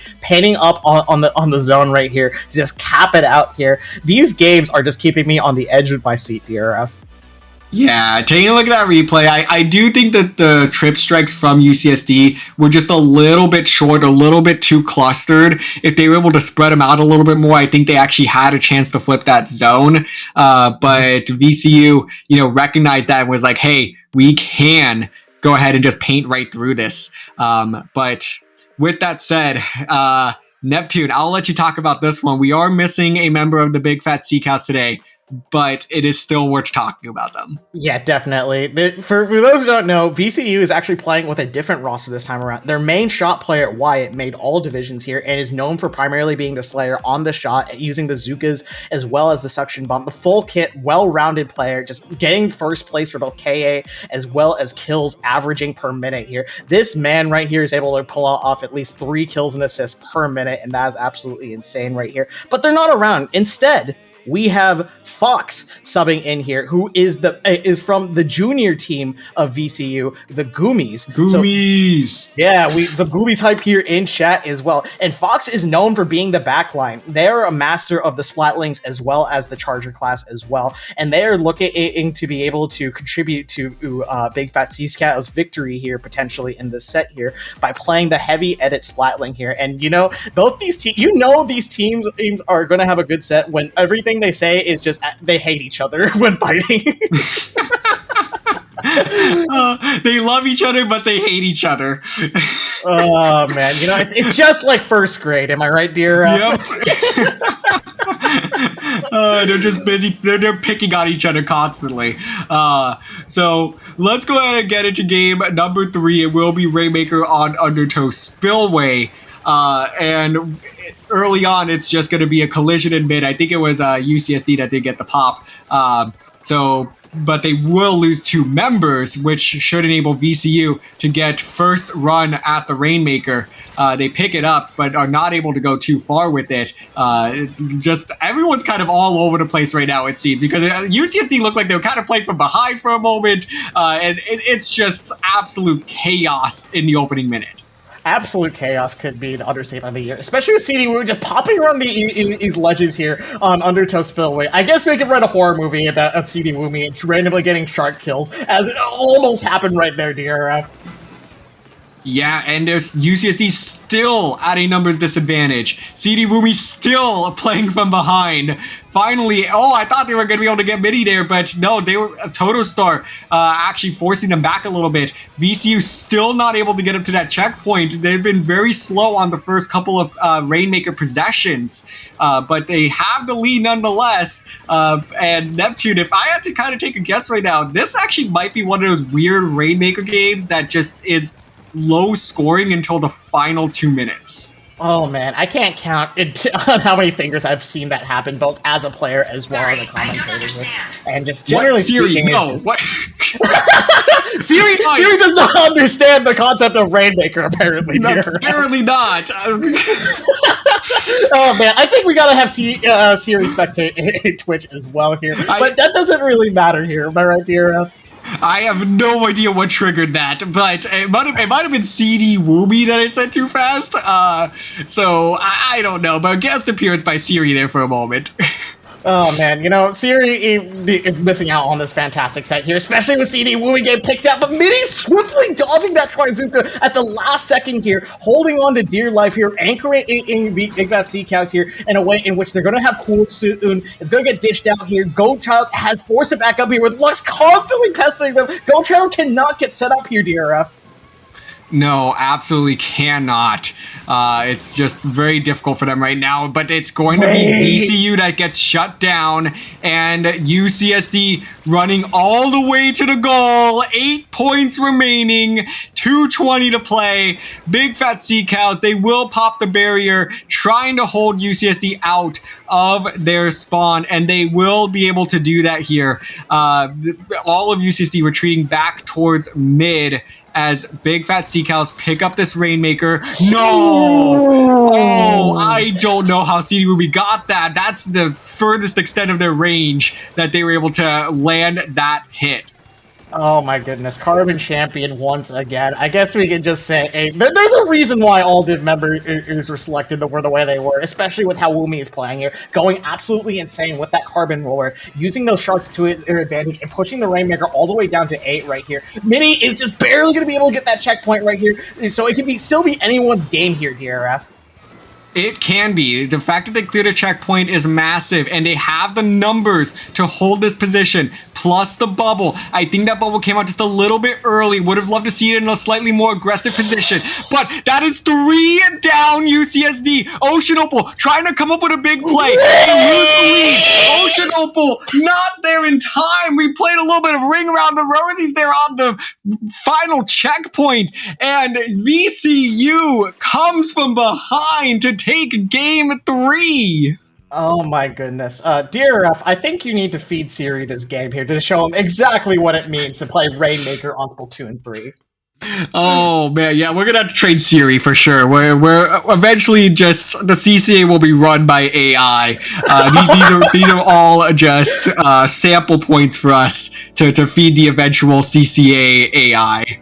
Yeah, definitely. So the sample size is getting quite large here, especially with the demonstration here. But let's break down what just happened there, DRF. We are seeing this replay one last time here, and you just saw 3 members of UCSD Esports Gold go at the same time here. You can just see the specials be clicked here really strategically, because Toto pops the bubble, immediately picks up the Rainmaker, realizing, hey, the rest of my teammates should be able to move up with this. As long as I don't die to this carbon roll, which they clean it up right here, this just leaves Opal down, putting a lot of pressure on them to be able to move up here. And Toto swiftly swimming the furthest away from the high ground there is what allowed the shot not to be able to reach it and give them the lead at the end of the day.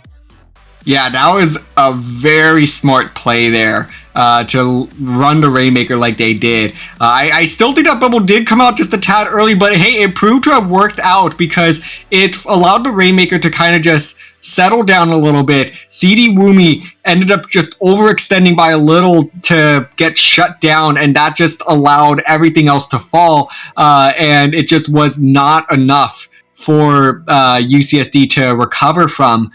So it's not very often that you see a team get all the way to 8 points remaining and the other team able to come back in this type of fashion. Honestly, I would say that 99% of the times here, but hey, that 1% edge case that AI did not account for, that they have never seen before, happened in this very moment in Booyah Bowl 3. This is game point here for Big Fat Sea Cows, as we are going to be seeing in UCSD Esports Gold tough it out one more time with Big Fat Sea Cows on Clan Blitz Scorch, which I can say they are very comfortable on. Yeah, and I could say that UCSD is not super comfortable. It's like 50-50. Sorry, if it's Clan Blitz, UCSD feels pretty good about it. Like, they feel they can pull it, they can manage. If it's Rainmaker, forget it. Like, UCSD's done for. But fortunately for them, it is Clan Blitz. So UCSD will try to even out this set if they can just survive game number 4 and take us to our final game. CD Woomy trying their best to extend the set as long as possible because every game can be their last with UCSD. Yeah, definitely. Any game could be your last one, especially when your back is put up against the wall here and you're forced on defense. 2 members of UCSD Esports go down here, and Lux with the hammer has found a response to this carbon here. The bubble is set up here. This is a classic Big Fat Sea Cow setup with the bubble under the clan basket here, and the clans are just going to be funneled, cycled through from all angles here, DRF. Yeah, and they have quite a few clams to get this push to be a bit extended. Goat Chow just not able to find the picks right now, just beating around the bush, not able to get the picks, but finally VCU is shoved out of the basket area, and UCSD is trying to figure out, hey, how can we turn some defense into offense now? We gotta, build up some of these specials. That Kraken, that Zuka are gonna be focal points as Ocean Opal launching the Zuka is not able to find anything. It's CD Woomy that is able to clean up that Wiper, though. 3.5 to play, and it's once again back to a bit of a stalemate. UCSD with a slight favor in position, I think, but it's VCU that has the clam economy. Yeah, definitely. VCU is really good at picking up clams here. I know for sure Toto would tell me pick up clams in this very minute here, and that is exactly the call-out that was being used at this very second right here. And right now, Fox on the edit spotlight, trying to fill in Wyatt, shoots nearly perfectly, taking these picks down, pushing the other members of UCSD Esports back here by putting down paint control as well, and not preventing anyone from Esports Gold crossing that grate here, TRF.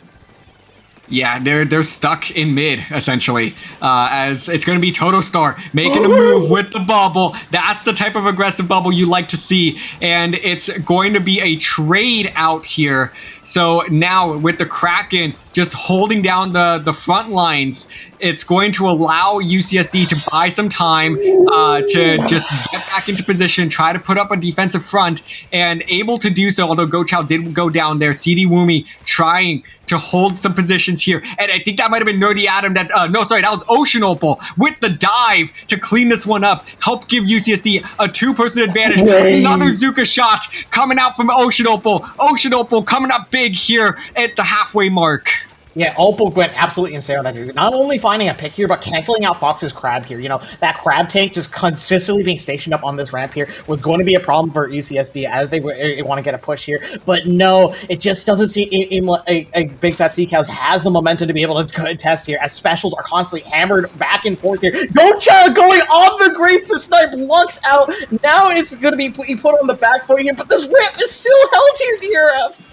They can't get up the ramp. UCSD throwing everything. Finally, the trip tricks come out. CD Woomy going to use this to get underneath the basket, but they're going to be found out. And no score from UCSD as Ocean Opal forced to jump out, and UCSD is coming up short on this push. They were in position to make a play and just could not get it done. Now they reset to mid, and with a minute 15 to go, they are going to keep this position. It's crucial where UCSD is at right now. They did not lose much space in that loss of a fight. So that's the crucial part right now. They are holding on, and with a minute to go, they now have another power climb that gets shut down.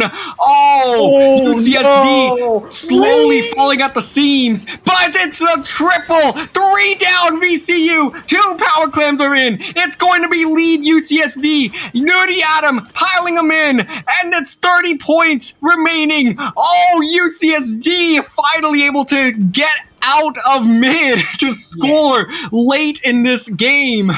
This speaks volumes for both these teams. You saw Big Fat Sea Cows have the most abominable defense there, unable over UCSD members to break through when so many specials were tossed their way. They were unable to make their way to the clams basket here, but now UCSD just manages to find a way to sneak through and just funnel in just enough clams necessary to not only take the lead here, but sit pretty comfortably here. You're going to need a number of power clams to make it here, DRF, and time is ticking with that overtime on the horizon.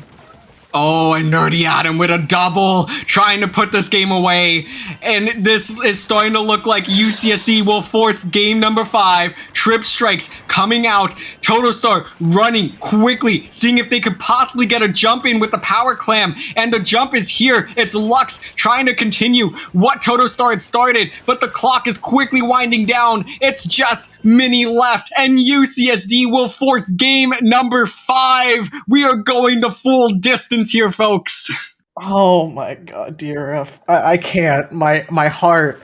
I think I'm going to have to be put in the hospital after this set here, because my heart cannot take the excitement, the back and forth, the lead swaps, everything being tossed in the kitchen sink to be able to claw their way to that game victory there. Game number 5 here. What else can I say, DRF? And I don't know if there is much else you could say. It's every time these teams play, it is incredibly close. The last time we saw them play in the CCA League, which was back in Season 4, the group stage, it came down to Game 7, Rainmaker Humpback, where UCSD came from behind in overtime to win it. In this set here, we're going to full distance. Earlier, when they played each other in the Swiss stage, it was a 2-1 score in that best of 3. It is close every single step of the way between these two squads, and it is a very fitting end for it to come down to the final game of the set, the final game for CD Woomy with UCSD Esports Gold. It's honestly a storybook ending no matter which way this shakes out. Oh, a storybook ending indeed. I'd argue it's probably up there with some of the better fairy tale endings. And I argue it's poetry in motion here, DRF. Just both these teams have such long histories in the CCA, as well as just fighting it out multiple times here. This is the first time Big Fat Sea Cows, I believe, is going to be able to contest UCSD Esports Gold in grand finals of all places as well, as we are going to basically the battlefield or the final destination of Splatoon 3, Hagglefish Market zones. Yeah, this is an interesting one for it to be game 5, because this is one of the more snowbally Splat Zones maps. So this could be over quickly if either team can just get an early 3 down on their opponents. Yes, very much so here. I am going to be on the edge of my seat, and like, given the circumstances and like the situations both these teams have been here, I will say no lead is safe. Even if a lockout looks like it's possible, someone, somehow, some way will find a way to prove us wrong, and I can guarantee you that as we get into game number 5 here, DRF. It all comes down to this. Let's take a look at the compositions, as both teams, I believe, are sticking with what they had been running the previous game and for most of this set.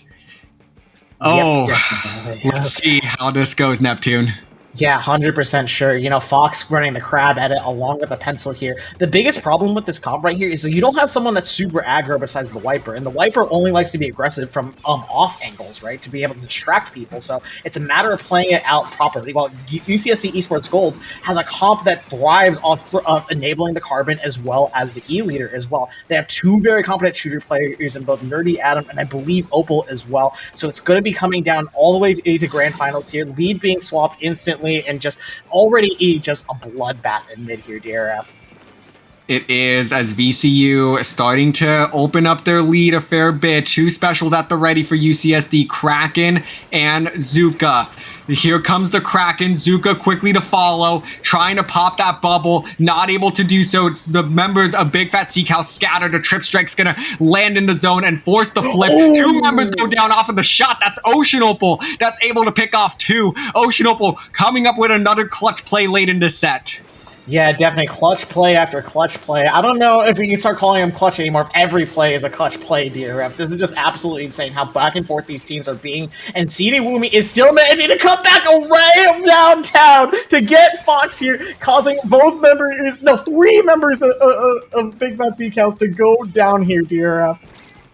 Oh, a bomb's coming in. CD Woomy with the jump in, survives it. And now UCSD trying to lock out. Nerdy Adam getting very aggressive here. Gonna go ahead and back out Lux. No, that was a bad fight for Nerdy Adam as Lux is able to clean that one up. And UCSD not able to get the lead just yet. They are 5 points away, but Big Fat Sea Cows working through that 30-point penalty, seeing if they can add on to the lead. But Go Child with the Kraken, able to find two, and that's been the story so far. Go Child has either come up with two massive picks on the specials or comes up short, and this time they do get the picks, and that's going to allow UCSD back in control of the zone, trying to work out the penalty in sight of getting the lead, but Big Fat Sea Cows ready to retaliate with a couple of specials. Yeah, retaliating with specials. Mini was thankfully able to put that cooler down right before they get picked off here, so the other members of Big Fat Sea Cow is able to run in with that crab here, but Gochild has something else to say when that sniper just immediately takes out Lux here. But no, wait, that wasn't Lux. Lux is running with the hammer here, DRF, and just causing more chaos. Both these teams are unable to find a proper lockout here, and this is just causing a constant back and forth here, countering special for special, pick for pick. I can't say anything else here. It is close indeed, as two members of Big Fat Sea Cows do go down. The zone still neutralized. UCSD claiming it. Now trying to find a fight here with Nerdy Adam. Not going to be able to win that one out. VCU now on the back foot, trying to make a play. Mini looking for somebody to peek out. It's Go Child on the other end there, trying to see if somebody goes down here. Both players going to be backing up. Fox gets aggressive with this crap, able to find one, trying to find Nerdy Adam as well. Nerdy Adam's going to get cleaned up there by Lux. It's going to be VCU back in control of the zone. 20 points left on that penalty. It's only Go Child on the field with that Kraken. They're going to try to find some value, but they probably won't be able to live after this Kraken is done. They're going to go ahead and get shut down here. VCU in control of the zone, out of the penalty, will get the lead, but it's the trip strikes coming in, trying to neutralize the zone. They get it, but they don't have the numbers. Oh my goodness, yeah, this is just a constant back and forth, tooth and nail fight for the zone right here. While VCU, who does have control of the zone here and is taking down the points here, and constantly Esports Gold members are looking for ways to cap it right here, but now this is starting to get dangerous. Members are starting to stagger. Mini caught out CD Woomy. The main aggressor is out. Kraken is almost online here, and Go Child is going to have forced to be able to pop it here, as the rest of the team is forced to play up with this. The zone is likely going to be capped here, but Fox is making it as difficult as possible to make it through here. The strikes do cap the zone right here. Every special has found some value in some capacity, but CD Woomy doesn't need a special to get a double. For probably the last time, C and D whoa me with a big play. 30 seconds to go. 2 specials online for UCSD. They are trying to hold on to this zone for as long as possible. 10 points away from the lead. It's ticking down quickly. The Zuka at the ready. Trip strikes coming out. Fox is gonna go down, possibly. No, and the lead is held on to by VCU. 10 seconds in regulation. Why is the zone not flipping? It's UCSD. Oh my goodness, DRF. The DC at the end is unfortunate, but the game's still going to go on, and VCU, Big Fat Sea Cows, is going to fight tooth and nail and claim that championship title as your Booyah Bowl 3 champions for the CCA League. What a case of deja vu. That is how Booyah Bowl 2 ended, and of course, it is how Booyah Bowl 3 ends. VCU gets their first CCA tournament victory in one of our biggest events, the Booyah Bowl 3 Invitational, and UCSD falling just short. Disconnect. Oh, what a way to finish it. Yeah, what a way to finish it indeed there. Just all the specials get popped on the zone right here, and it just barely didn't cap here towards the end here. You can see Toto wanting to paint that last bit of the zone right here, and just unfortunately was not able to do so because GoChild was threatening here, but the DC at the very, very end here. I imagine someone got a little panic here, jumped up a little bit on their desk, bumped the switch outside of its little dock here, and probably caused that here, because I didn't see any lag throughout the entirety of this set here, DRF. I just cannot believe that we ended Booyah Bowl 3 the same way Booyah Bowl 2 ended. Oh my God. I think that's the most shocking part of it all, because the zone was clearly VCU's, and it's like, why is this stupid zone not flipping? And then finally we get the DC. UCSD put up a valiant effort to try to flip it one last time, but just unfortunate end. At least UCSD could go out and be like, hey, $20. $20. Oh my God, here. And you know what's the saddest part here, DRF? This was going to be an absolutely insane ending because Opal got Trizuka right there, all right? But yeah. Toto put up the bubble as well just in time to prevent the Zuka shot. So in my head here, someone's on the back of my mind here, something's yelling at me, something telling me about the $20 here. That just happened here, okay? That bubble may have gone up a little too slow, and the other members of VCU might have died to the Zuka on the zone right there. That was do or die. Every special, man, got some value in some capacity. Yeah, honestly, the UCSD joins a very weirdly now exclusive club with the Night Sharks in terms of last year we said, oh man, unfortunate lightning strike, and you say lightning never strikes twice, but I think it really did this time. Oh my God. I never thought that would. I don't know. It's really weird. Bring out the Doofenshmirtz meme.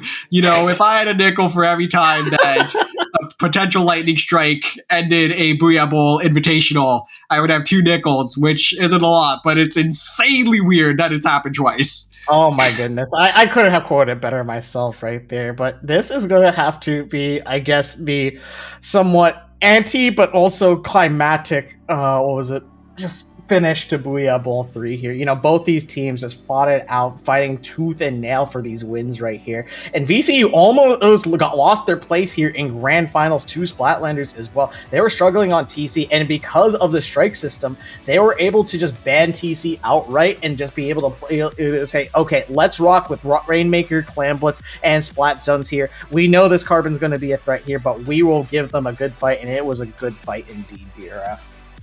It was, and that's why I like the strikeout system, because you get the fixed map lists, but it does give the teams a little bit of leverage to say, hey, we are not letting you play this map mode that you're good at, or hell no, we are not playing this map mode that we just hate. So it's been a really fun system, and I think the teams were very strategic in how they've utilized it. Yeah, that's it though. I mean, Booyah Bowl 3 is won by the VCU Big Fat Sea Cows, who can finally get a CCA tournament victory under their belts. As a fellow teammate of the Big Fat Sea Cow members, playing with them in Ludi so far, I am actually crying a little bit right now, DRF. I'm tearing up. I'm so happy for them, and right after this, I'm going to go hop into their voice call and just say, "Congrats! You won it. You did it. Yeah. You finally got a big victory in the CCA here, and showing why you were invited and getting the final Game 5 victory there." Yes, and I think what's even crazier is that to think about it, VCU was technically not in the initial 16 invites. They were the first substitute to come in as a replacement team following a declined invite. So VCU came in, they saw the opportunity and absolutely seized it. A very well-deserved win. So it's been a long time coming for them, that's for sure. Yeah, that's for sure. And DRF, to follow up on that comment about not initially being invited, right? Turns out, right, they learned that, like, hey, since their place was like not initially going to be invited here, they're like, hang on, we got to show them why we should have been initially invited here, right? That was the mindset going into this tournament here, and I can tell you something, DRF, I think they're going to be on top of the invite list coming up for any future Booyah Bowls or Invitationals hosted by Oh, CCA. yeah. 100%. Absolutely. I mean, they've showed out all year long, and they've been one of the most fun teams to follow ever since that they started in Season 2, Division 4, coming up in second place there. Now as Booyah Bowl 3 champions 2 years later. So it's been quite the arc. that is for sure. So I think with that, we're going to go ahead and start to wrap this one up. So with that said, congratulations, VCU, for winning the third annual Booyah Bowl. And congrats to CD Wormy for graduating, our, I believe, lone senior in this lobby for grand finals. So that will end a chapter for UCSD Esports Gold. And it's going to be really exciting to see what these two teams continue to do when we look towards the 24-25 academic year. Yeah, 100% here, DRF. We're going to have to put the capstone on Booyah Bowl 3 here. We're probably going to have to write a book here and like have an iconic quote here. Instead of ending with a bang, it ended with a DC here. And that's just how Booyah Bowl is. That's still a bang, I think. Right? Yeah, the DC bang. Yeah. Okay, you know what? That's fair here. I think I should just stop talking here. I think it's just not the bang we kind of wanted, but it's a bang. It's Okay, regardless, folks, thank you so much for tuning in here and going through this journey that me and DRF apparently had to go through here. I almost fell out of my seat watching some of these sets here, watching these insane plays, not from just that last set, but from all these teams here, putting it there all here. Thank you guys so much for watching, and give a shout out to all these teams and the players participating in this, because they played their hearts out. Yes, certainly. And let's go ahead and sign off officially to the 23-24 academic year. Nep2ne, go ahead and plug yourself real quick. Where can the people of our chat find you? If you want to find me, I will actually do play with the Big Fat Sea Cows in Ludi. So if you do want to find me there, try and tune into some Splatoon tourney streams, or you can come see me at Nep2ne with a 2 instead of a TU and an underscore at the end there, both on Twitch as well as Twitter as well. I don't post too often here, but hey, call me a big fan of the Big Fat Sea Cows. I will be their #1 fan, and even if there are no fans. Insert that copy pasta. If there are 100 fans, I'm one of them. If there are no fans, I'm no longer on. Whatever that copy pasta. I will say one thing here: if there are 100 fans, I am all 100 fans at that point. There you go. What about you, dear? Like, we're gonna abide by people, dude. Yes, I will go ahead and shout out VCU, the Big Fat Sea Cows, not VCU, because of Nep2ne and a couple of other players are in the midst of a phenomenal Ludi run. So please give them all your love as well as they look to win Division 5 of Ludi this season. They are certainly making a promising run so far. So as for myself, though, you could go and find me on Twitter at DRF_Splatoon and on Twitch at TritonDRF alongside the Triggerfish Zone Supremacy as we are making our run through Div 3 right now in Ludi. But per usual, you can find me right here on the CCA channel covering all things Collegiate Splatoon. Thank you all so much for everything this past school year. This will formally end the 2023-24 academic year, and we look forward to seeing you all next school year.